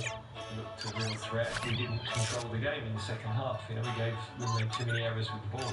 And then there's the whole emotion of an opening game in a major tournament, and I don't think we can underestimate exactly what that is. It's completely different to anything even the most experienced players in our team have experienced with their clubs. This is unique, and we're back to also a tournament where you really feel two sets of fans in the stadium, which we haven't had for maybe not any of the tournaments I've been involved in. When Alexander-Arnold started in midfield, how did you feel he did? Ever since I took over, we haven't had a lot of options in midfield. For 12 months or so, we've been trying to sort of create something that Trent could offer us something different. I was very pleased actually with what he did without the ball. His positioning was intelligent. He had to fill in. I mean, Jude goes forward a lot. He reacted well in those moments. England's next venture out will see them head west once again, this time to Frankfurt to face Denmark, a fixture that evokes very different emotions. In the semi-final of the last Euros, England had to come from behind to beat Denmark. An unforgettable night for both the team and fans, set up the first major final in 55 years. This game evokes some really happy memories. Yeah, that's when we were really popular. So are you popular now? Not as popular as that night. Volume 12. And build belief. That's so important for the players. The environment around England is one of the hardest things to deal with. It's not necessarily about playing against the opponent. Sometimes it's about dealing with it. We have to keep accentuating the positives of, you know, 4 wins from 4 opening games and all these types of things that remind the players, no, actually, there's a lot we're doing well here. Your own brain takes you to a negative place quite often anyway. That's human nature. As the coach, I have to make sure that that's something I address with them. And luckily for them, I've sort of been through the cycle, so I know what's coming. You can sort of tick it off on a bingo card, and until you've been in that and you've been through that, you can't possibly understand what it was like. Catch all the build-up to Denmark against England. Thomas Frank joins Micah, Ria and Gary from 4 o'clock on BBC One tomorrow.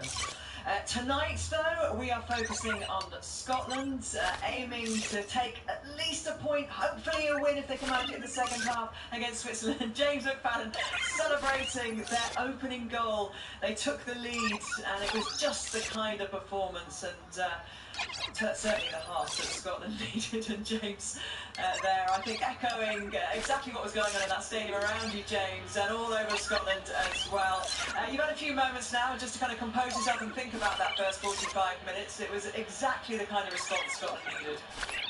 Yeah, that celebration's not my finest moment, I'm not going to lie, but no, it's exactly what Scotland needed, because it was such a low-path performance on Friday night. So you're asking for the big players in Scotland are a team that are built and they work as a unit magnificently.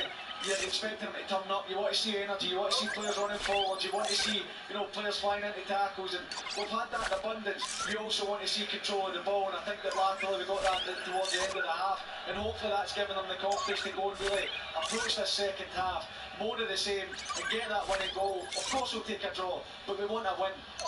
Thank you very much, James. I can see players on the pitch behind you, so I'll let you focus on your job for the next 45 minutes or so. And for Scotland, this is a huge half of football, and at this point, you're Steve Clarke. What do? Are you going to go for it? Are you going for the win? No, not at the moment. At the moment I've got the draw. I have to see how it goes. I need to keep the intensity, the pressure up. I don't want Switzerland to dominate the game. I need to see how it goes to the 18th minute, so I want to really be in the game. A point for us tonight gives us a great chance in the last game, so we have to give ourselves every chance of getting that. Switzerland did go for it. Well, I'm not so sure. I think both teams probably are going to try and start the second half steady, and I think that's it. Stay in the game, be aggressive. Scotland can do things better. I think we need to see more.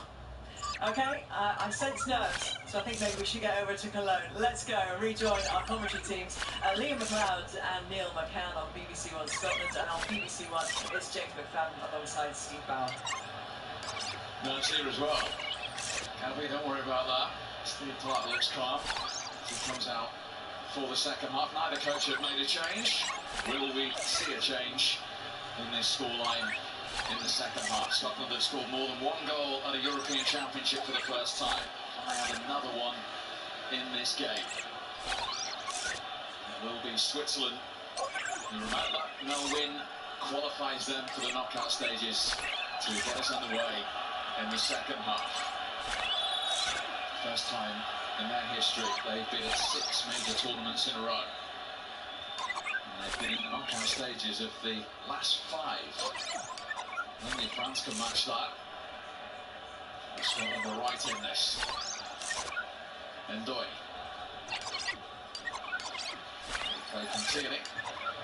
Yeah, it was a long way round there for Ndoye to go round Tierney, and on this occasion, Tierney took no chances, put it into the throw and rather than trying to pass it back to his goalkeeper. Goodman, immediate Switzerland corner. The first minute of the second half. up to 6 in the corner count now. The team currently ranked 19 in the world. And the goal scorer, Shaqiri, is going to take it.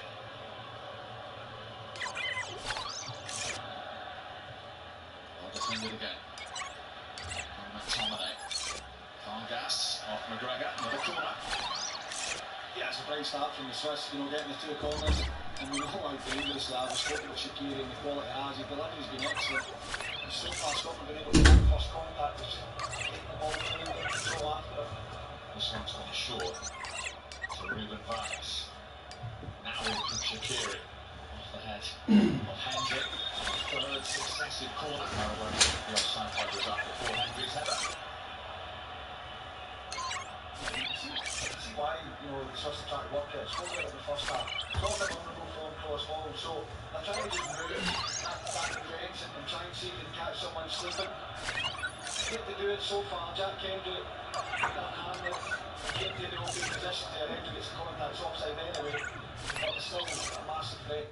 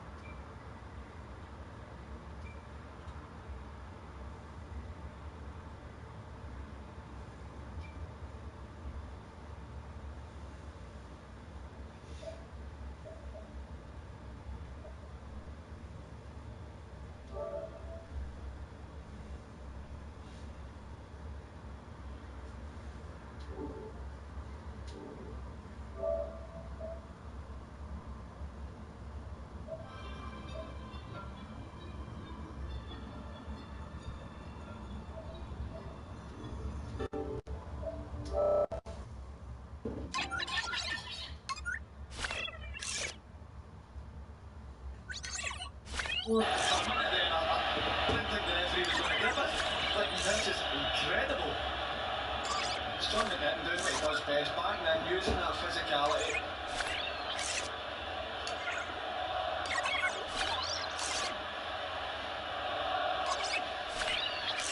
To be fair, he did overturn him down with 2 hands.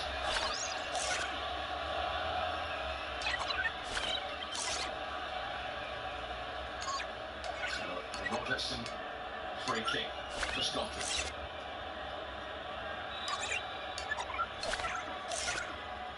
Disappointing one.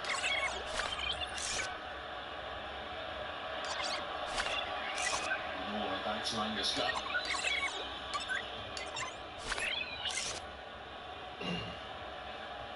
Adam Shumping, Robertson. He's told them in uncertain terms to get up by Kuznyak, the referee.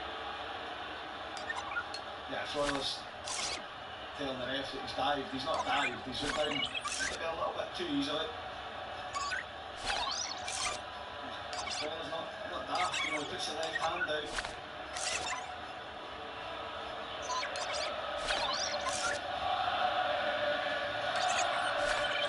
Front of the touchdown. Almost sucking the ball in as Tierney throws it in. Kanji heads it away. Back from Hammer. Tierney over the top. Tommy trying to profit. In came Kanji. Ended awkwardly. There's no free kick, but because of that, referee is stuck play.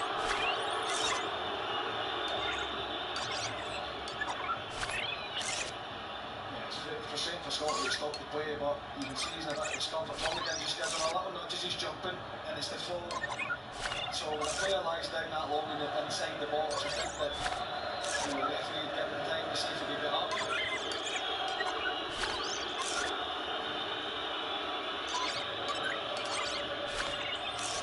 Manchester City defender is okay. It's from McTominay. He's asking why, but he's been shown the yellow card. I think they're trying to track down Dylan, aren't they, where it's the captain to speak to the referees, but I think that with the frustrations there, Scotland had the ball flicked into the box. I mean, it's not, I'm not saying they're going to score, but it's promising. And Scott McTominay, you can sense the frustration, of course.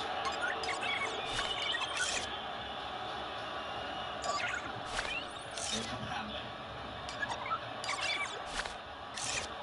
Harnessing through for a goal kick.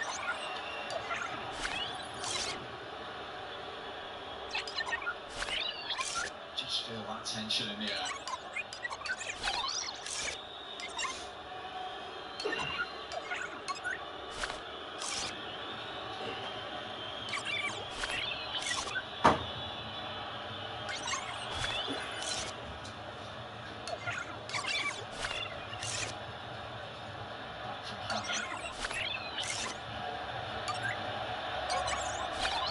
Scotland have used that 4-point mantra right from the off. Trying to finish top 2 of this group now. The scenario would be, as it stands, it has to beat Hungary. If Switzerland lose to Germany and there be a 6-goal swing. That's for the top 2 finish. As it stands, Scotland goal would change the dynamics again. Roberts taking on Bidmar, getting his country a throw.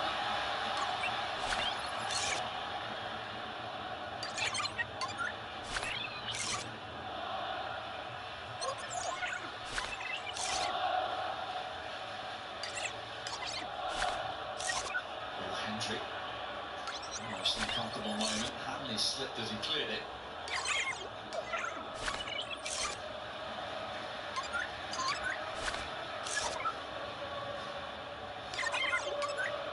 They've become accustomed, as I say, to their country getting through the group stages 5 in a row at major tournaments. Experience is crucial. I think that, you know, many people before went to the tournament, Switzerland weren't great in qualification, but I think they're always good when they turn up at the big tournament. And that's all that matters. They're always there and they always do themselves proud. Let's not forget France.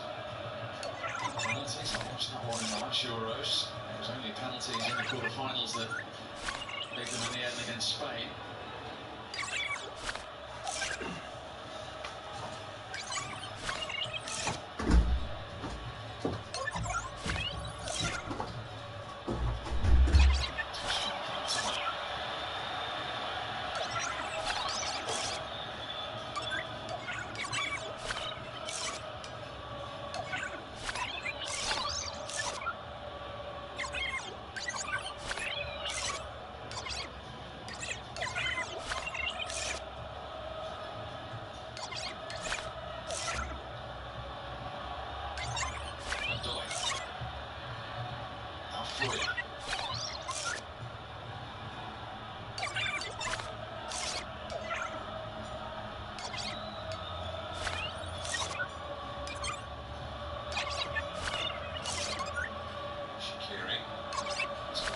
European to score 6 different major tournaments.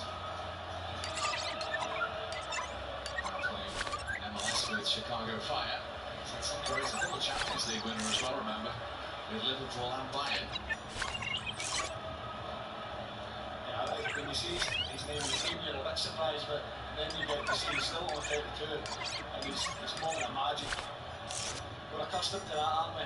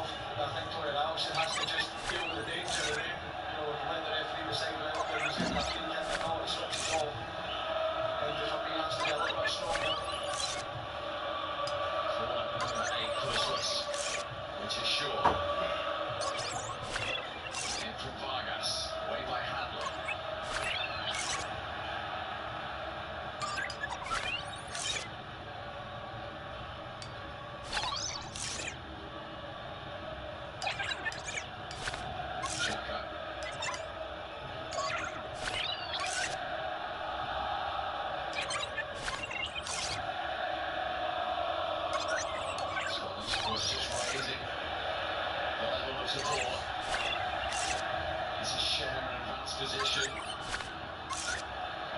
Vargas. Safely. Well by Anguska.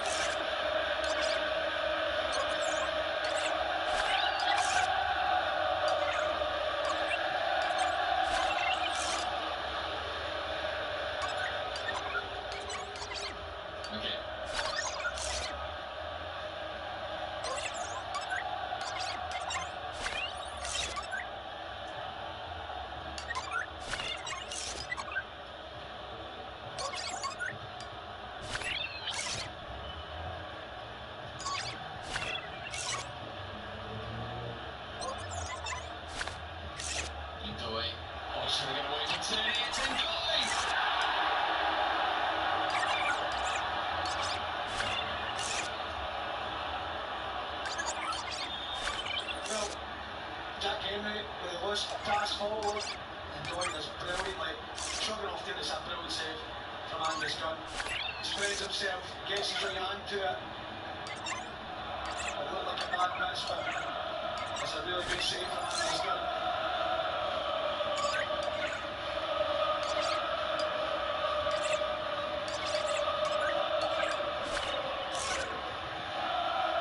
Taylor's just receiving the treatment. Smithland, as you can see. Brilliant Bolo. It's a player on his day. And he's coming back from a long layoff. And Shaqiri to stay with that record now. 6 different major tournaments he's found the back of the net. His equaliser. And he's played just less than an hour. He makes way for Bolo. It's never nice to see goals going in against a team.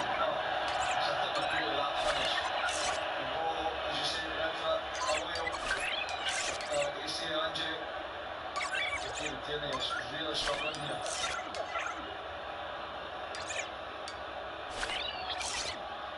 Now that is a worrying sign. Two hamstring injuries this season with Real Sociedad.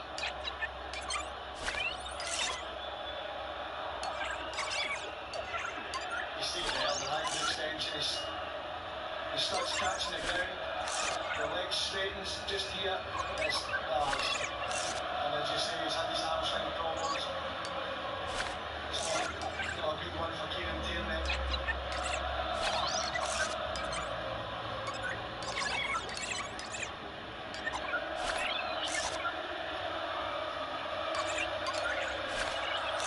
So, Scott McKenna is required. Just as he was off the bench against Germany, but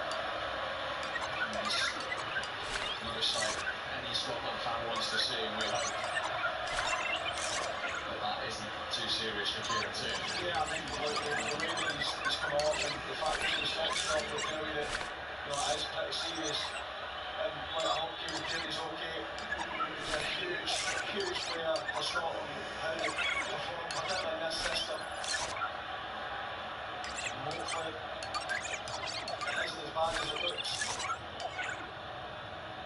So it's not McKenna, who had the second half of the season, of course, on loan to FC Copenhagen from Nottingham Forest, where he is now on a contract. He's on for his 37th cap.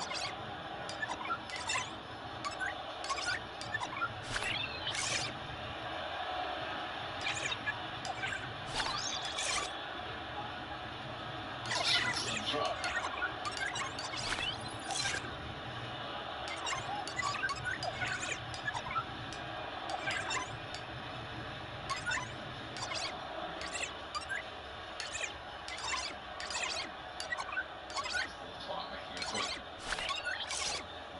To him.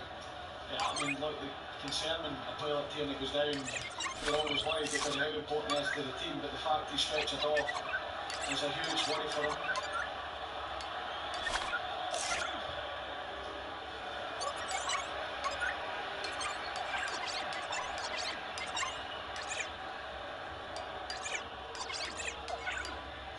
So, of course, Hanley and McKenna, the Rich started the tournament. Back line, both in it now. And it is Mbola. Who scored third goal against Hungary, having come off the bench.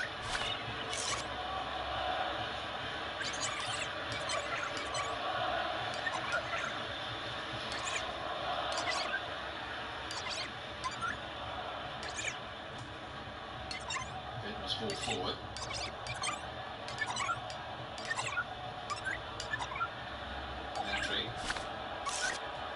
Still under pressure from Vargas.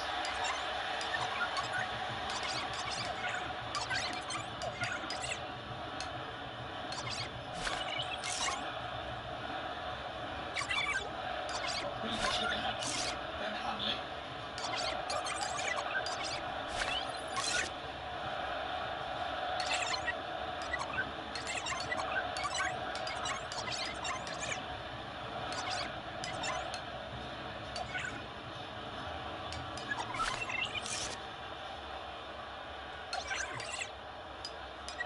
Share across field. Brilliant ball into Vargas. Up against Ralston. Vargas! I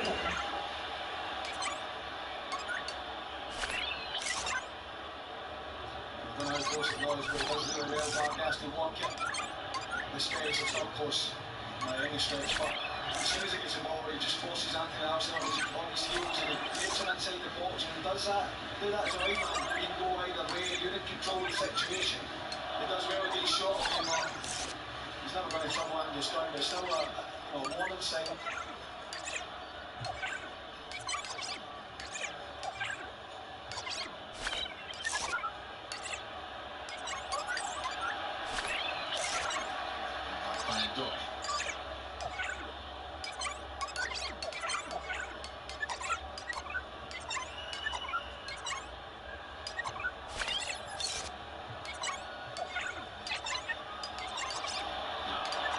Drop to Gilmore.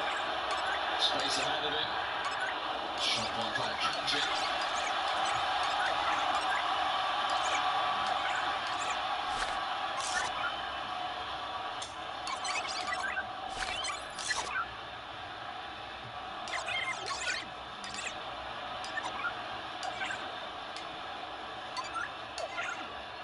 Attention on both sides though.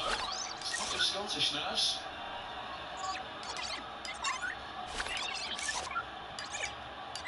McTominay. Stopped in free kick, right on the edge of the area.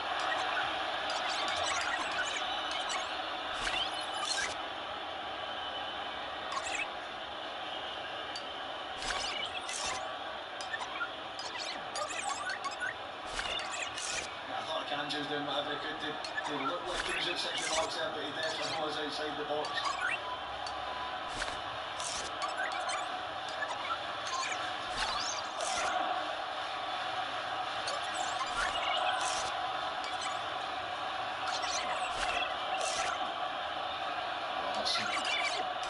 McTominay and then Gilmore deep in discussion. McTominay has left it for a skipper. He makes his way into the penalty area.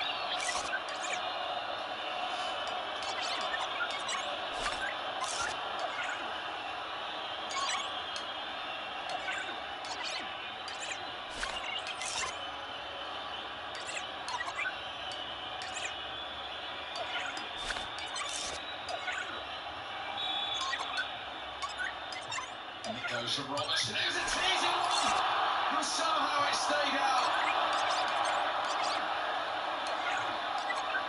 Scotland a whisker away.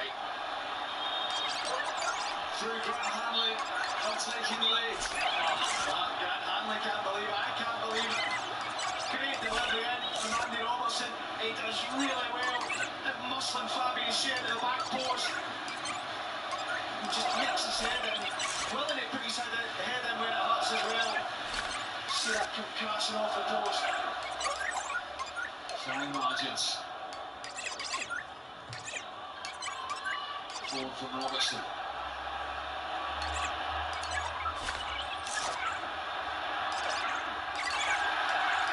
Arsenal's challenge. Adisha goes back to Rodriguez.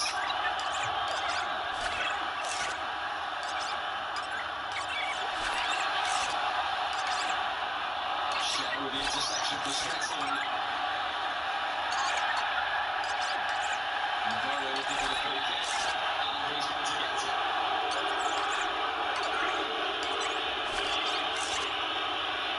Yellow card also shown to the substitute McKenna.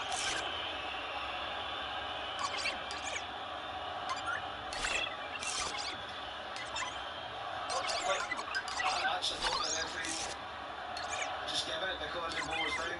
Both of them are at it. You can see there, his left hand, he's got a hand for it. Scott McKenna shot. That's a fortunate decision for the Swiss.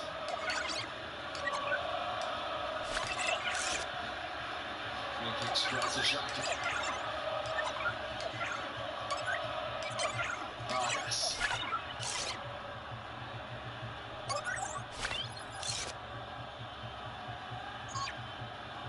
Vargas once more showed too much to Preston.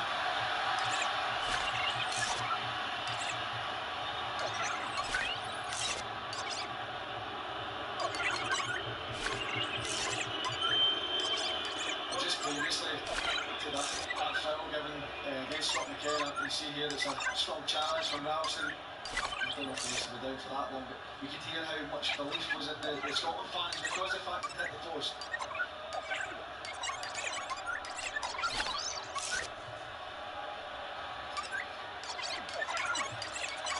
Adrian Gambaro.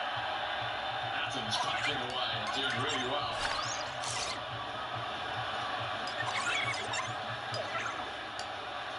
And Cameron pumping through this Scottish fans. Watching the last 20 minutes of the night.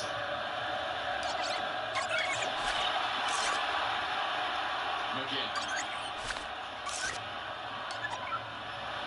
Gilmore. Ralston's in space on the right. Can he get this across? Watford Scotland corner. Excellent control. Just listen to the noise as well for the Scotland fans. Appreciating that. John McGinn at his base. Stealing in to win the ball. Well, it's worked to Ralston, but it's tough because he's getting doubled up on. But great opportunity. Another delivery on the last one will do very nicely from Andy Robertson. The extra roll behind the goal. Scotland's fourth corner.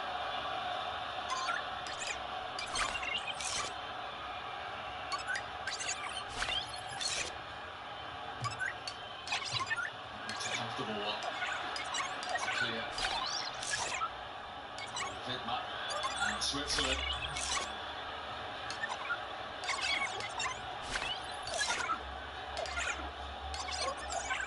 20 minutes to go.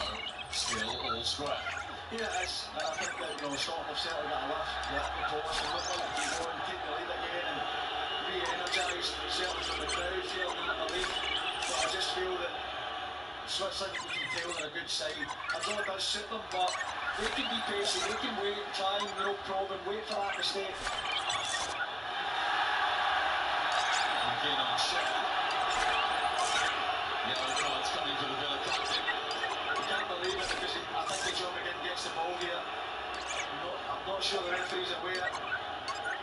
that he does.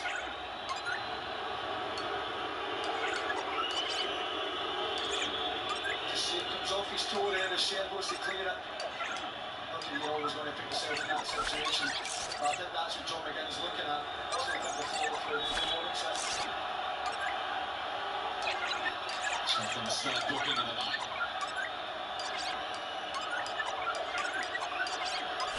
Tomlin again, Canna.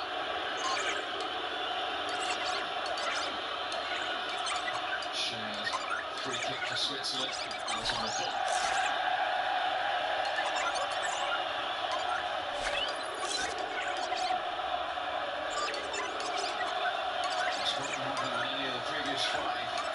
Of the European Championship and then being out at half time.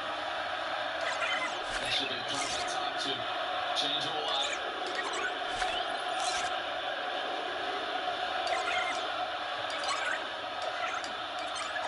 It's now a full voice way to our left hand side.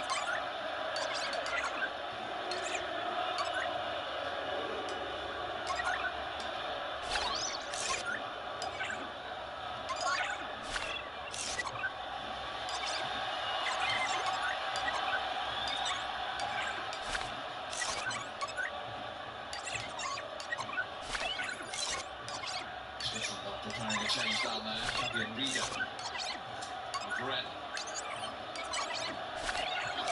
It's going to be the change from Eric Janke.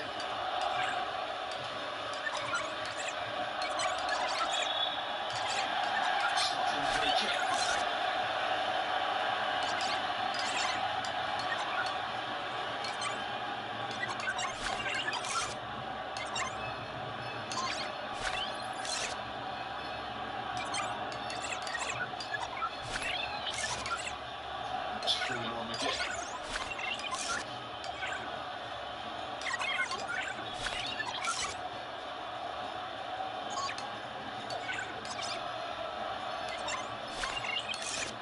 Goes from Robertson. That was always difficult. From Scott McCann. So this is the full change now. Sierra. Also plays this football in France for Toulouse, part of the team of Liverpool in the Europa League this season. And they'll just see it against Hungary for the next available moment. Which will be now. Is the first to make way.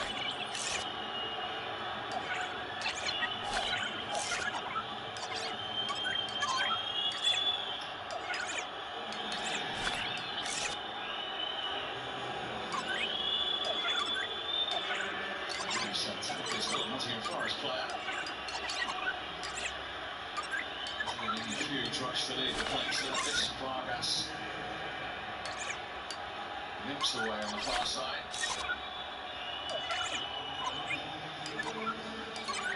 Sierra's fifth bucket in his debut March. Rieder, the 22-year-old, winning just his seventh. A couple of appearances in Qatar at the World Cup.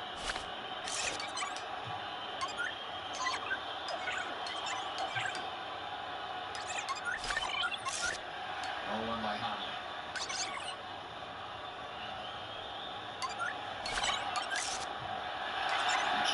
With the interception from Xhaka's ball. Scotland corner. Just frustrating the fans, the Scotland fans. Anything's got to do close to them, right behind them. Magnificent. Trying to fire their team to glory. It's a thing of beauty. The green ball.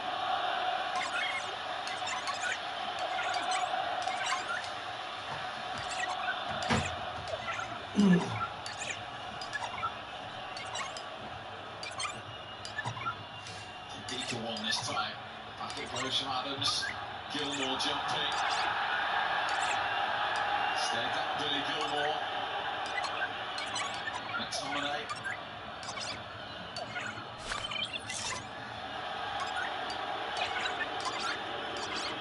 Chips from the Brighton midfielder.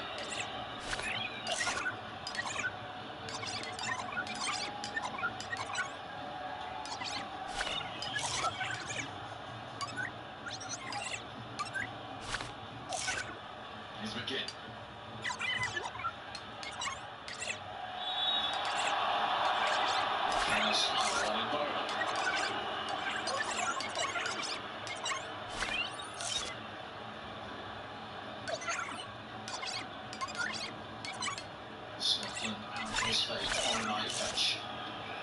Yeah, you can see, Scotland, obviously, I don't know what keeps Scotland's hopes alive, but they want to try and find that winner. And it does become nervy because you have to take more risk when you try to find that winner. You leave yourself exposed. You say it's just a bit dangerous. McGregor putting Xhaka under pressure. Made by Jan Sommer.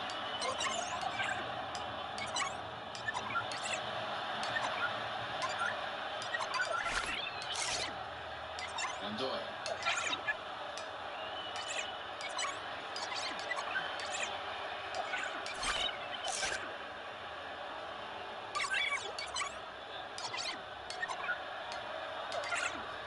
Rodriguez.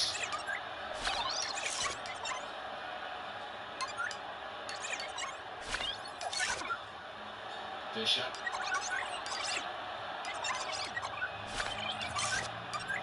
Ndoye against Ralston. Ndoye always right. Yeah, it's the same thing I spoke about earlier with Vargas. As soon as he made the defender drop back into the box, he's got the speed to shift it on his right. Again, same outcome, it's Harry White.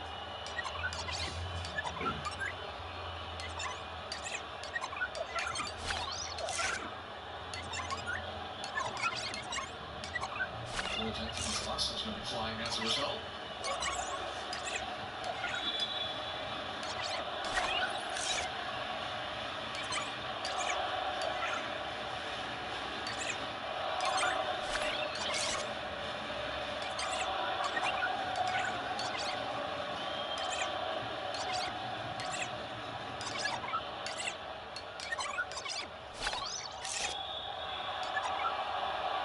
Switzerland free kick.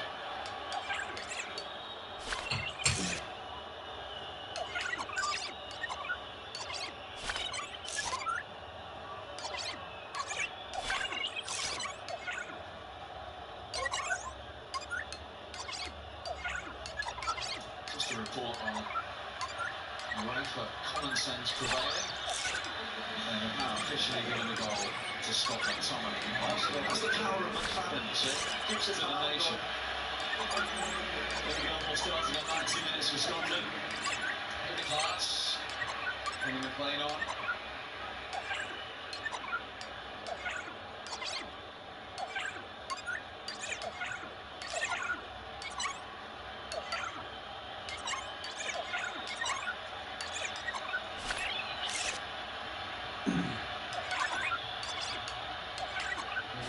Minutes of the 90 remaining. How the nerves? Yeah, they're certainly building, trying to take my mind off it, but it's very hard when it's sitting in front of you. It's not what I think Scotland performed exactly how they would have thought. They're showing that fight, showing that. I look at the half as well. And they still made it, go and get the victory, but it's still, they have to be a lot of time.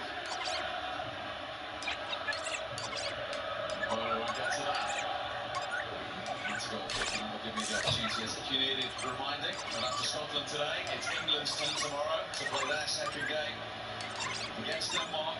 Remember, it's an early start, 4 p.m. here on BBC One, England in Frankfurt, and the Brentford boss Thomas Frank, part of our team. 4 o'clock here on BBC One. Just a word on Billy Gilmore's performance tonight. Yeah, I wanted him in the side because exactly what he brings that composure on the ball. When it doesn't always come off, it's always available. He always wants to play, football with a chance, half chance shot from distance as well, which is well thought. But it's good to see him back, and I think that Scotland played really well, particularly with the ball when Billy Gilmore's in the team. That's a nice touch from Adams into McTominay. McGinn. Chance for Robertson to cross. Off the head of McTominay. Back in from Ralston. McTominay! Can he get another go? Open for the quarter, and it's Adams. Back in, too strong for McGinn. Really private.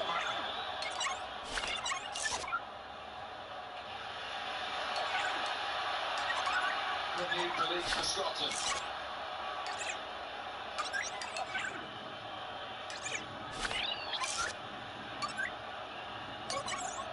McCann.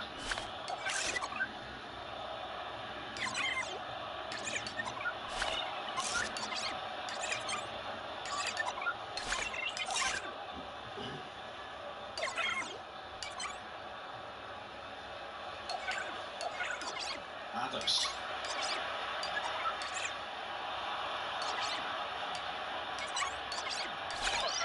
On by Bolo. He looked offside, the flag has stayed down in Bolo. Off it goes.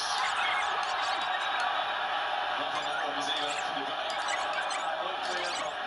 I would like to see it again just to make sure. Go on then.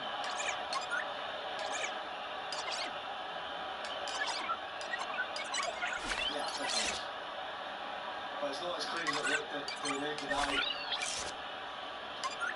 Some finish, anyway.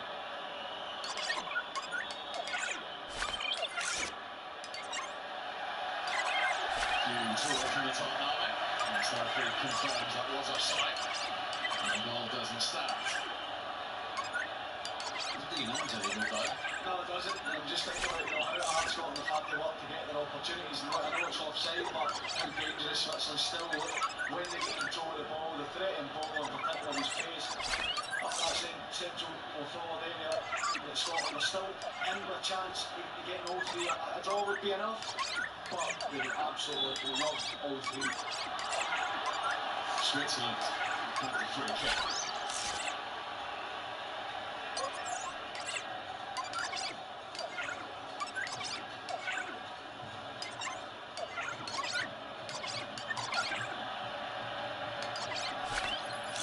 Ndoye is available. It's still Ndoye. From McGregor.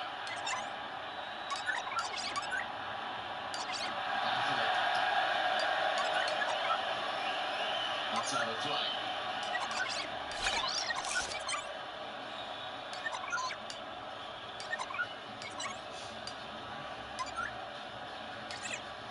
This is an McTominay effort. Some strike, I think he can drop Shea Adams. Not right off his head as well. It's hugely supporting him. The goal that he scores. That must have been what they were checking for. Absolutely no chance, as much as I'd love to say it is. Absolutely no chance.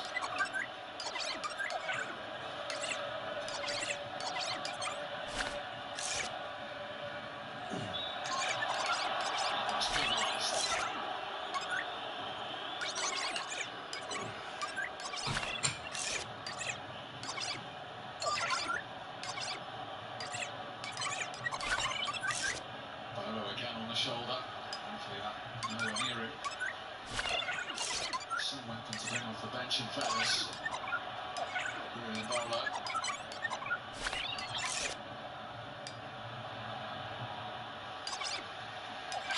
By McKenna.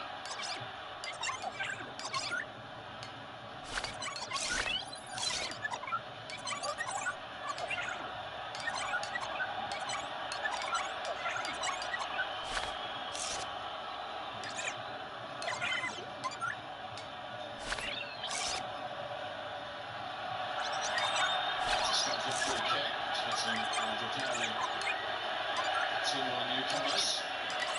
Sierra, one of their substitutes, goes in the ball. Tell you, he's laid the line very well today. Shea Adams, he's had to feed off scraps at times, but he's put himself about, physical praise, has held the ball up. He's a real good performer tonight.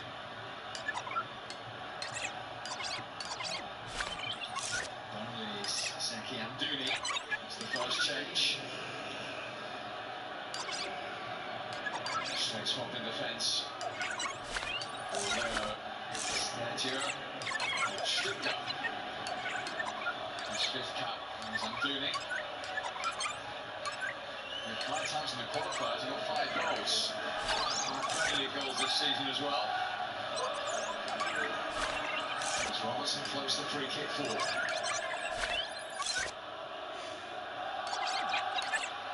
McGinn. Lifted in by him, Adams was jumping.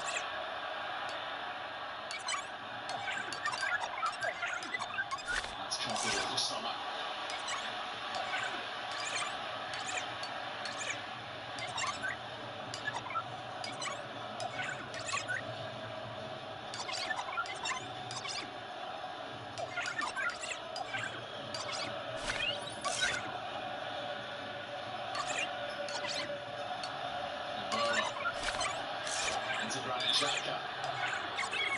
Duty.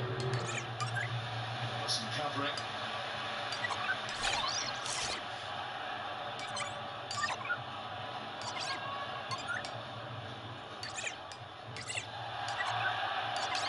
No free kick that John McGinn was hoping for.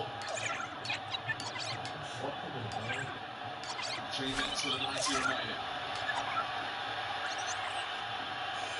Those concentration levels have to be maintained. Yeah, they do, as do the energy levels. And what they're beginning with Tommy are still fighting the scrap for every ball that comes up. But getting more on the problems as causes to come on.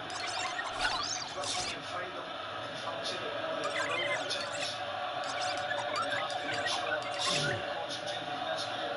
Both sets of players, not from a Scotland point of view, but both sets of players do.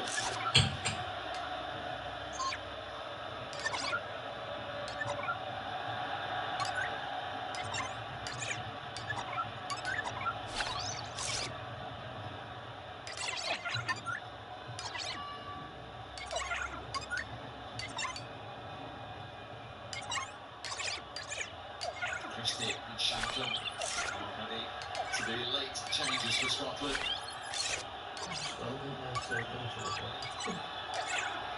Kanji for Switzerland.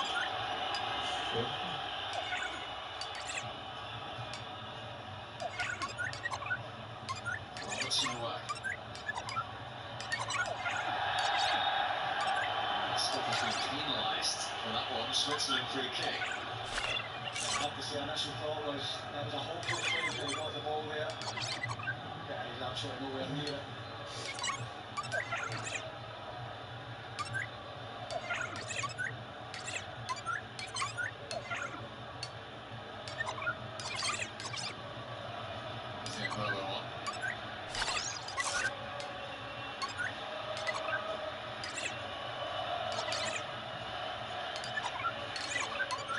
Great finish nonetheless. So now into the last minute of the 90. Rieder is behind the Switzerland free kick. And there's the header wide. What a chance for the substitute Burnley, Saki Amdouni. Yeah, I can't take much more of this, I'm not going to lie. It's a great delivery to the back post. Again, I told you, Scotland are vulnerable at cross balls. And it's an absolute howler. He has to score. Huge let-off for Scotland. Here come the two changes. John McGinn, the first to depart. And Che Adams makes way for Shanklin. Bristol, who was left out to allow Billy Gilmore to start this evening, is the other one coming on. Two good performers tonight to go up the backside, certainly help John McGinn. I said, not really when they needed it. I know the type of character he is, he wouldn't have needed it, we didn't need anyone to tell him. But that was more like the John McGinn we all know and love. And Steve Clarke just dressing it up, Shea Adams, another top performer. They'll be hoping that Scotland have one more chance in them. And they'll be hoping it falls to Lawrence Shanklin. In the 4 minutes of time that is added on, there's Shanklin's first intervention, away by Akanji. Scotland still believe. Robertson sends it in.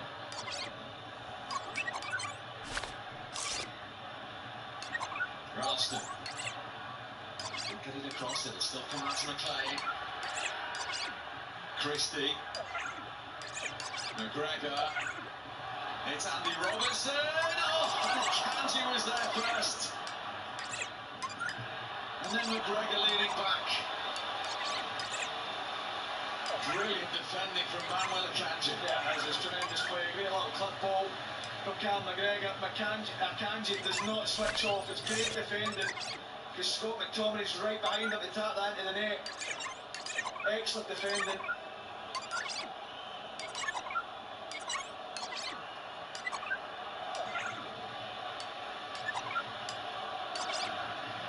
He celebrated it.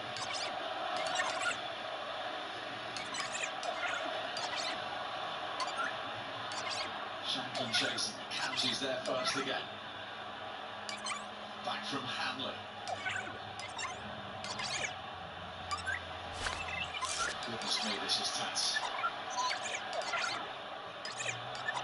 Yeah, I'm sure it is. Everything now, any pass, any touch. You're looking to see if there's going to be a mistake. He's going to look to something, a big chance, a goal.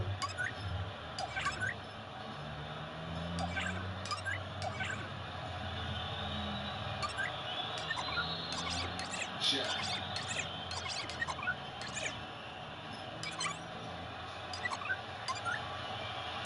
Over 2 of the added 4 minutes have passed by.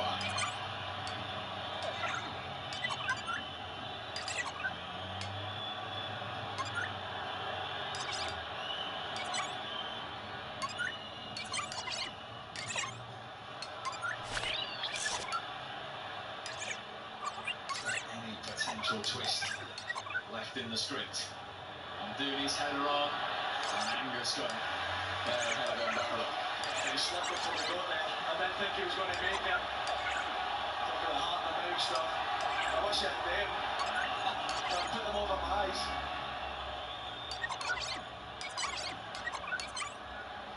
Kanji. Shankland's got it back. 1 more minute of added time. 1 more time for Scotland to push here in Cologne. Looks like a drug now, looks like it. If we get strong now. It would be just the 7th win in a major tournament.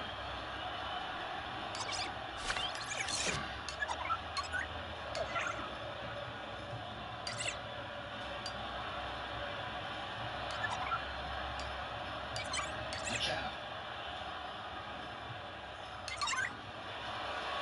It still comes to Ralston.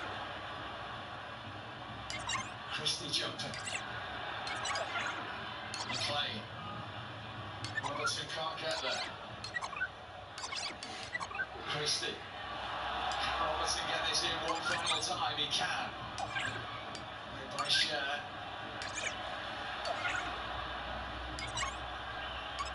Switzerland now digging deep.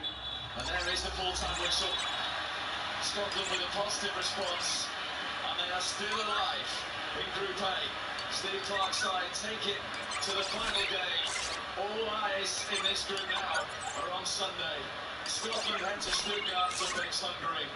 Switzerland get to Frankfurt to play the host Germany, who have 2 wins out of 2. Shaqiri in the end it was with the strike that cancelled out Scott McTominay's opener in the first half.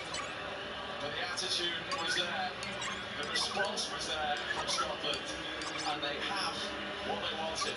They have a scenario going into that 3rd group game where they can still get out into the knockout stages. It's finished in Cologne. Scotland won, Switzerland won. Steve and James, thank you. And Steve Clarke's little fist pump there just told you everything, didn't it? He said it was going to take 4 points for Scotland to get out of this group and get into the knockout rounds, and that's part 1 done. Well, we needed a point at least tonight. We got that. I mean, after the first half, we done brilliantly well at the start of the game to give away a really poor goal. But I've got to say, at the end there, it was nail biting whether it was going to go our way or Switzerland's way. So, look, a point in the end is something that we can get build on, and obviously give ourselves a chance in the last game. Scotland had their chances, Rachel, didn't they? We did, and I thought we were a better team in the second half. I think the first 15-20 minutes was a little bit edgy. I think both teams were a bit unsure of what one of them were going to do, but towards the end there, I thought we really went for it, and a couple of balls just didn't quite break through, but otherwise, huge effort from the guys. There'll be a lot of them have played a big portion of the 2 games. They'll be tired, but they'll be relieved they've got a point on the board, and now they can regroup and look forward to the last game. It has felt like a long 5 days then since that terrible opener against Germany, and what they've had to do in terms of regrouping, getting their confidence back. Joe, they showed it all tonight, didn't they? The spirit that has got them through that qualifying group as it did. Yeah, 100%. That was a tough game against, we talked about Switzerland and how good they've been in tournaments recently, and tonight I thought Scotland, like I say, not perfect, but they're not a perfect team. We're never going to get away from that fact, but they fought, they were in the big moments, they stood up in the big moments. I thought Angus Gunn made 2 fantastic saves in the game, looked a threat. Grant Hanley's header could have been taught, and if I'm honest, in a close game, I thought there was only one team that was going to win it in the latter stages, and that was Scotland, but they didn't But as you could see by Steve Clarke's reaction, he's happy with that result tonight, and they're going to the Hungary game now. There they go, applauding their Tartan Army fans, whose dream is still alive because Scotland's hopes remain alive in Group A, although their chances of a top 2 finish are now highly unlikely. If they beat Hungary in their final game, then a tally of 4 points leaves them with a very good chance of qualifying as one of the best third-place teams. Germany have already reached the last 16 with their victory against Hungary earlier this evening. And of course, Germany could go for it against Switzerland, couldn't they, in their final game? They could, you know, decide not to rest players, go for it, get the win, and then Scotland beat Hungary in your second place. I think Germany will play the better players and get themselves a result. You certainly hope so. But like Scotland have to do their job now, and obviously we'll get another great build-up to a big game at the weekend. I think it's correct in saying that no team has finished with 4 points and not been one of the best third-place teams. So, Rachel, Scotland have got their destiny in their hands. They do, which is a good place to be. It's where you want to be, and you know, I think tonight's performance, emotionally and mentally, will count for a lot. You know, we have a real solid group of players. We've got a structured system. Steve Clarke's been a long time. The players know what's been asked of them in different positions, different roles. We've picked up possibly an injury tonight that, you know, will worry Steve Clarke, I'm sure, as well. But otherwise, I think we're going into these next few days, a lot of recovery, a lot of preparation, and we'll give it a real go. And the fans will be right behind them, and I know that they'll feel good tonight too, and that's always a good thing. It's an important thing being Scottish now. And what they saw from Hungary, well, they saw earlier today, they won't have seen that match yet, but this so far in this tournament, what you've seen from Hungary in this tournament, can Scotland beat them? Look, Hungary have looked okay. I thought they gave Germany a good game today, but you know, ultimately they've lost 2 games in this tournament, and Scotland, whatever scars and whatever hangover they had from the Germany game, they got rid of those really quickly in this game, and that positive feeling and that kind of intensity is there, and the Scottish boys are going to believe going into that game, as I'm sure the Hungary team will. It's a must-win for both teams, but Scotland, if they can take that form they've taken tonight into it, then they've got a great chance. Okay, let's hear from Andy Robertson now. Andy, listen to the noise in here. You wanted to make a nation proud again, and I think you can tell you've done that. It must feel a lot better standing here tonight. More like us, much more like us. Aggressive on the front foot, can get off to a better start. And then obviously we make a mistake, but let's make no mistake about it, Tony Ralston was unbelievable after that mistake. Not many people could come back from that. You know, it was a difficult one for him, but second half he was different class. And fair play to recover from that, and then we had our chances, but so did they. It was an open game, 2 really good teams going at it, but that was a lot more like us. We're a lot more happy with that performance. We probably could have scored, maybe. I'm sure they would say the same thing. So look, we'll take the draw, and we'll take it into the last game. That's all we can ask. We've heard the word resilience used a lot over these last few days. How much of it did you need to put out a performance like that?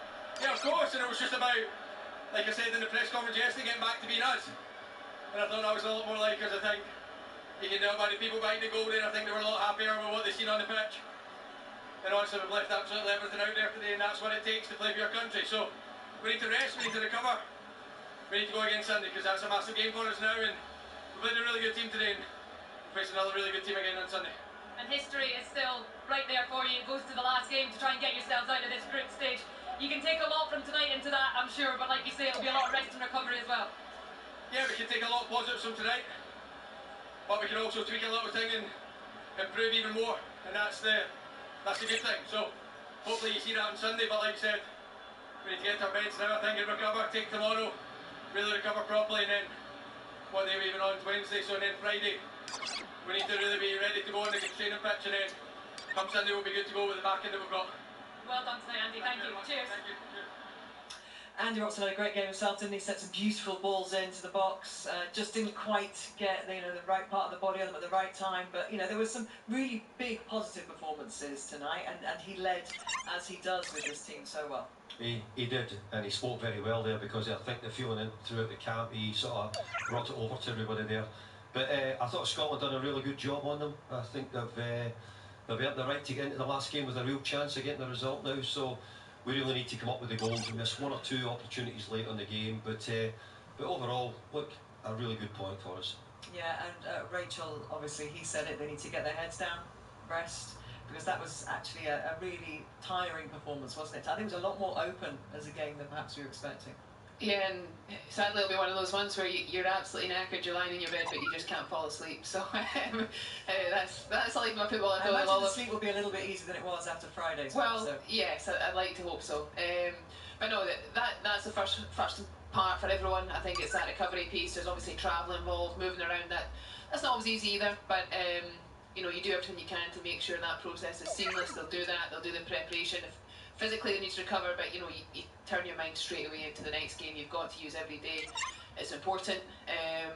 And I felt tonight, you know, preparation-wise, we absolutely matched Switzerland. It was hard to kind of see what they were trying to do. I don't think they were very effective. I don't know if it was maybe the formations just matched each other out, but I thought we were fantastic tonight. Certainly out of possession and that piece in possession, there was little bits, as Andy alluded to. I think we can be better, but there was a lot more positives, and I think, as I say, that the energy and the momentum that'll give us going into these next few days will be huge.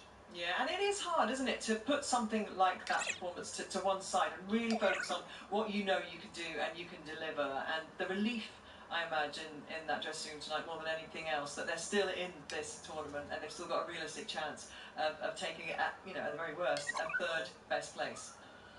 Well, look, it probably would be hard to put that aside if they didn't believe like they believe. These guys aren't making it up when they talk about getting back to us, playing like us. They believe in what they do. They believe that if the Scotland team performs to how it should perform, that they can dance with anyone, and they've proven that tonight. And that's probably what they were more disappointed about the Germany game. You know, it's a difficult result, it's a difficult scoreline, but they didn't do what they believe that they usually do on the big nights. So, like I say, they've put that to bed now. The belief is there. I think there were some excellent moments. Andy Robertson's just talked about Tony Ralston having a difficult moment, and then second half being there, putting his body on the line, really showing up for his team, and that's what this Scottish team is about. So big moments, big players. There's a huge team spirit in there, and I'm looking forward to see what they do on Sunday. Okay, let's get some thoughts now from Billy Gilmore, who's with Eddie Barber. Billy, that was an absolute shift out there, but it must feel so worth it to have everything still in your hands come this last game. Yeah, I think we gave everything out there. We knew we had to bounce back after the last performance, and it puts us in a good place. So, of course, we done well tonight, and now focus on the next. What does it say about this group of players that you were able to turn it around quite as much as you did tonight and get a point? Yeah, we're a good team. We know our strengths, and tonight it was more like a Scotland performance as we've seen. The first game, Germany top team, tough opponent, and tonight I think we put everything into that, and you can see by the boys' reactions. You're one of the younger players in this squad of players, but you've been amongst it for a few years now.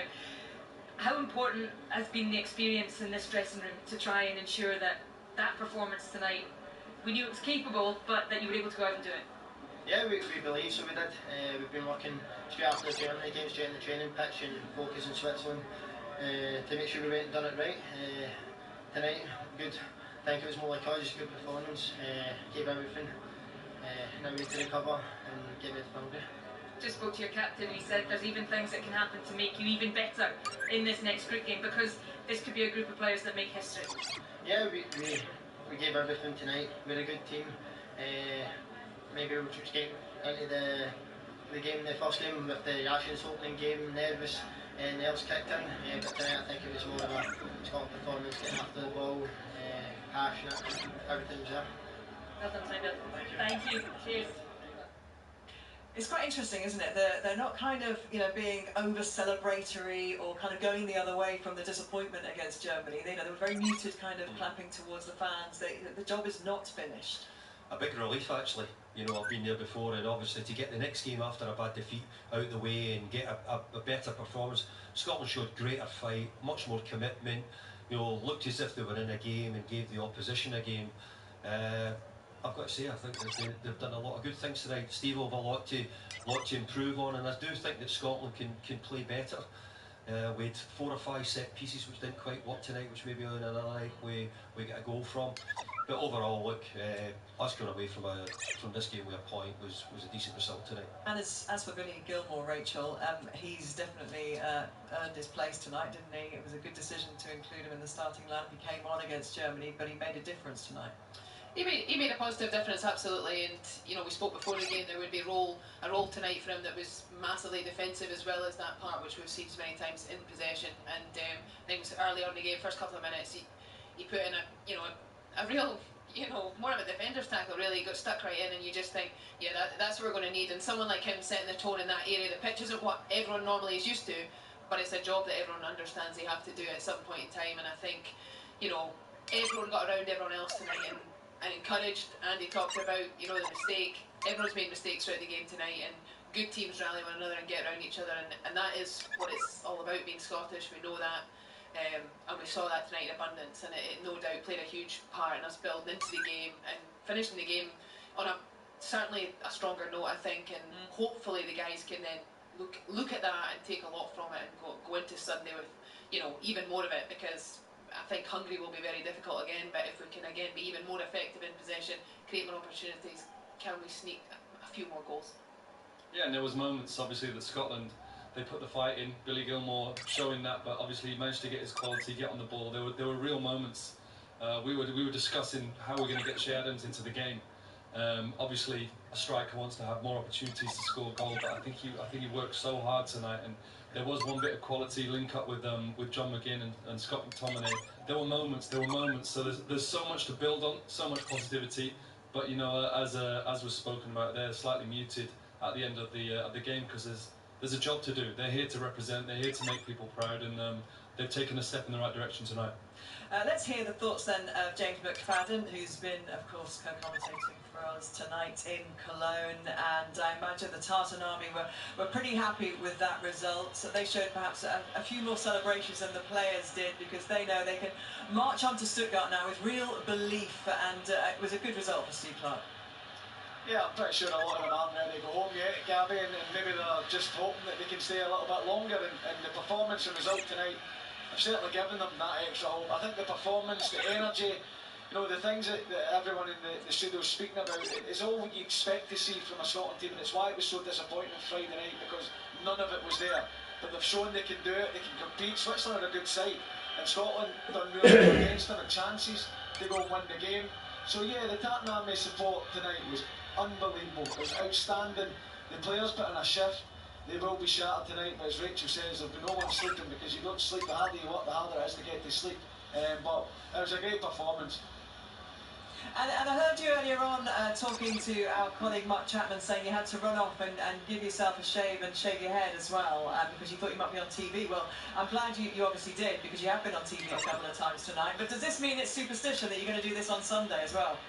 I always do it anyway, but the camera angle doesn't help me either. I need that a bit lower. It's a bit too high. You can see right off my head. I'll be doing anything it takes on Sunday. You name it, I'll do it. Okay, well, maybe not a wee Jimmy hat on Sunday. Well, you never know. You never know. On Sunday, let's turn our attention to that. Hungary, obviously, will come into this with hope themselves, but they've really got it all to do, and they're going to put a big fight up against Scotland. Have Scotland got it in them? Can they do this? Yes, I think that the base is there, the foundation of the organisation, the teamwork, everything everyone said tonight. The work rate, the commitment, the belief that they can actually go and carry that out, which has been in abundance under Steve Clarke. Hungary, nothing to lose. They know they have to win the game. Scotland the same. I believe that Scotland can turn up and put on an even better performance. It won't be easy. Hungary, we've seen, are a good side, but that extra belief, and as Joe says, you're not going into them with the negativity of trying to overturn a really bad performance and bad result. You've got a decent result off the back of a good performance, but there's so much more to this side, so much more in it.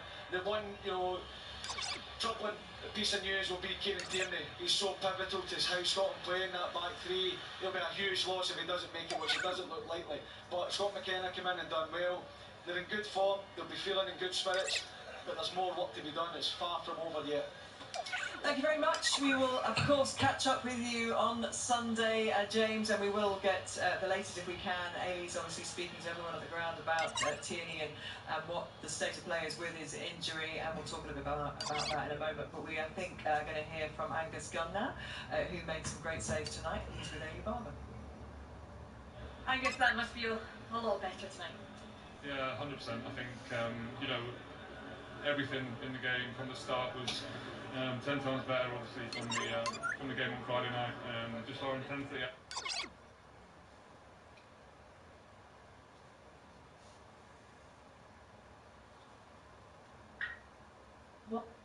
Volume 10.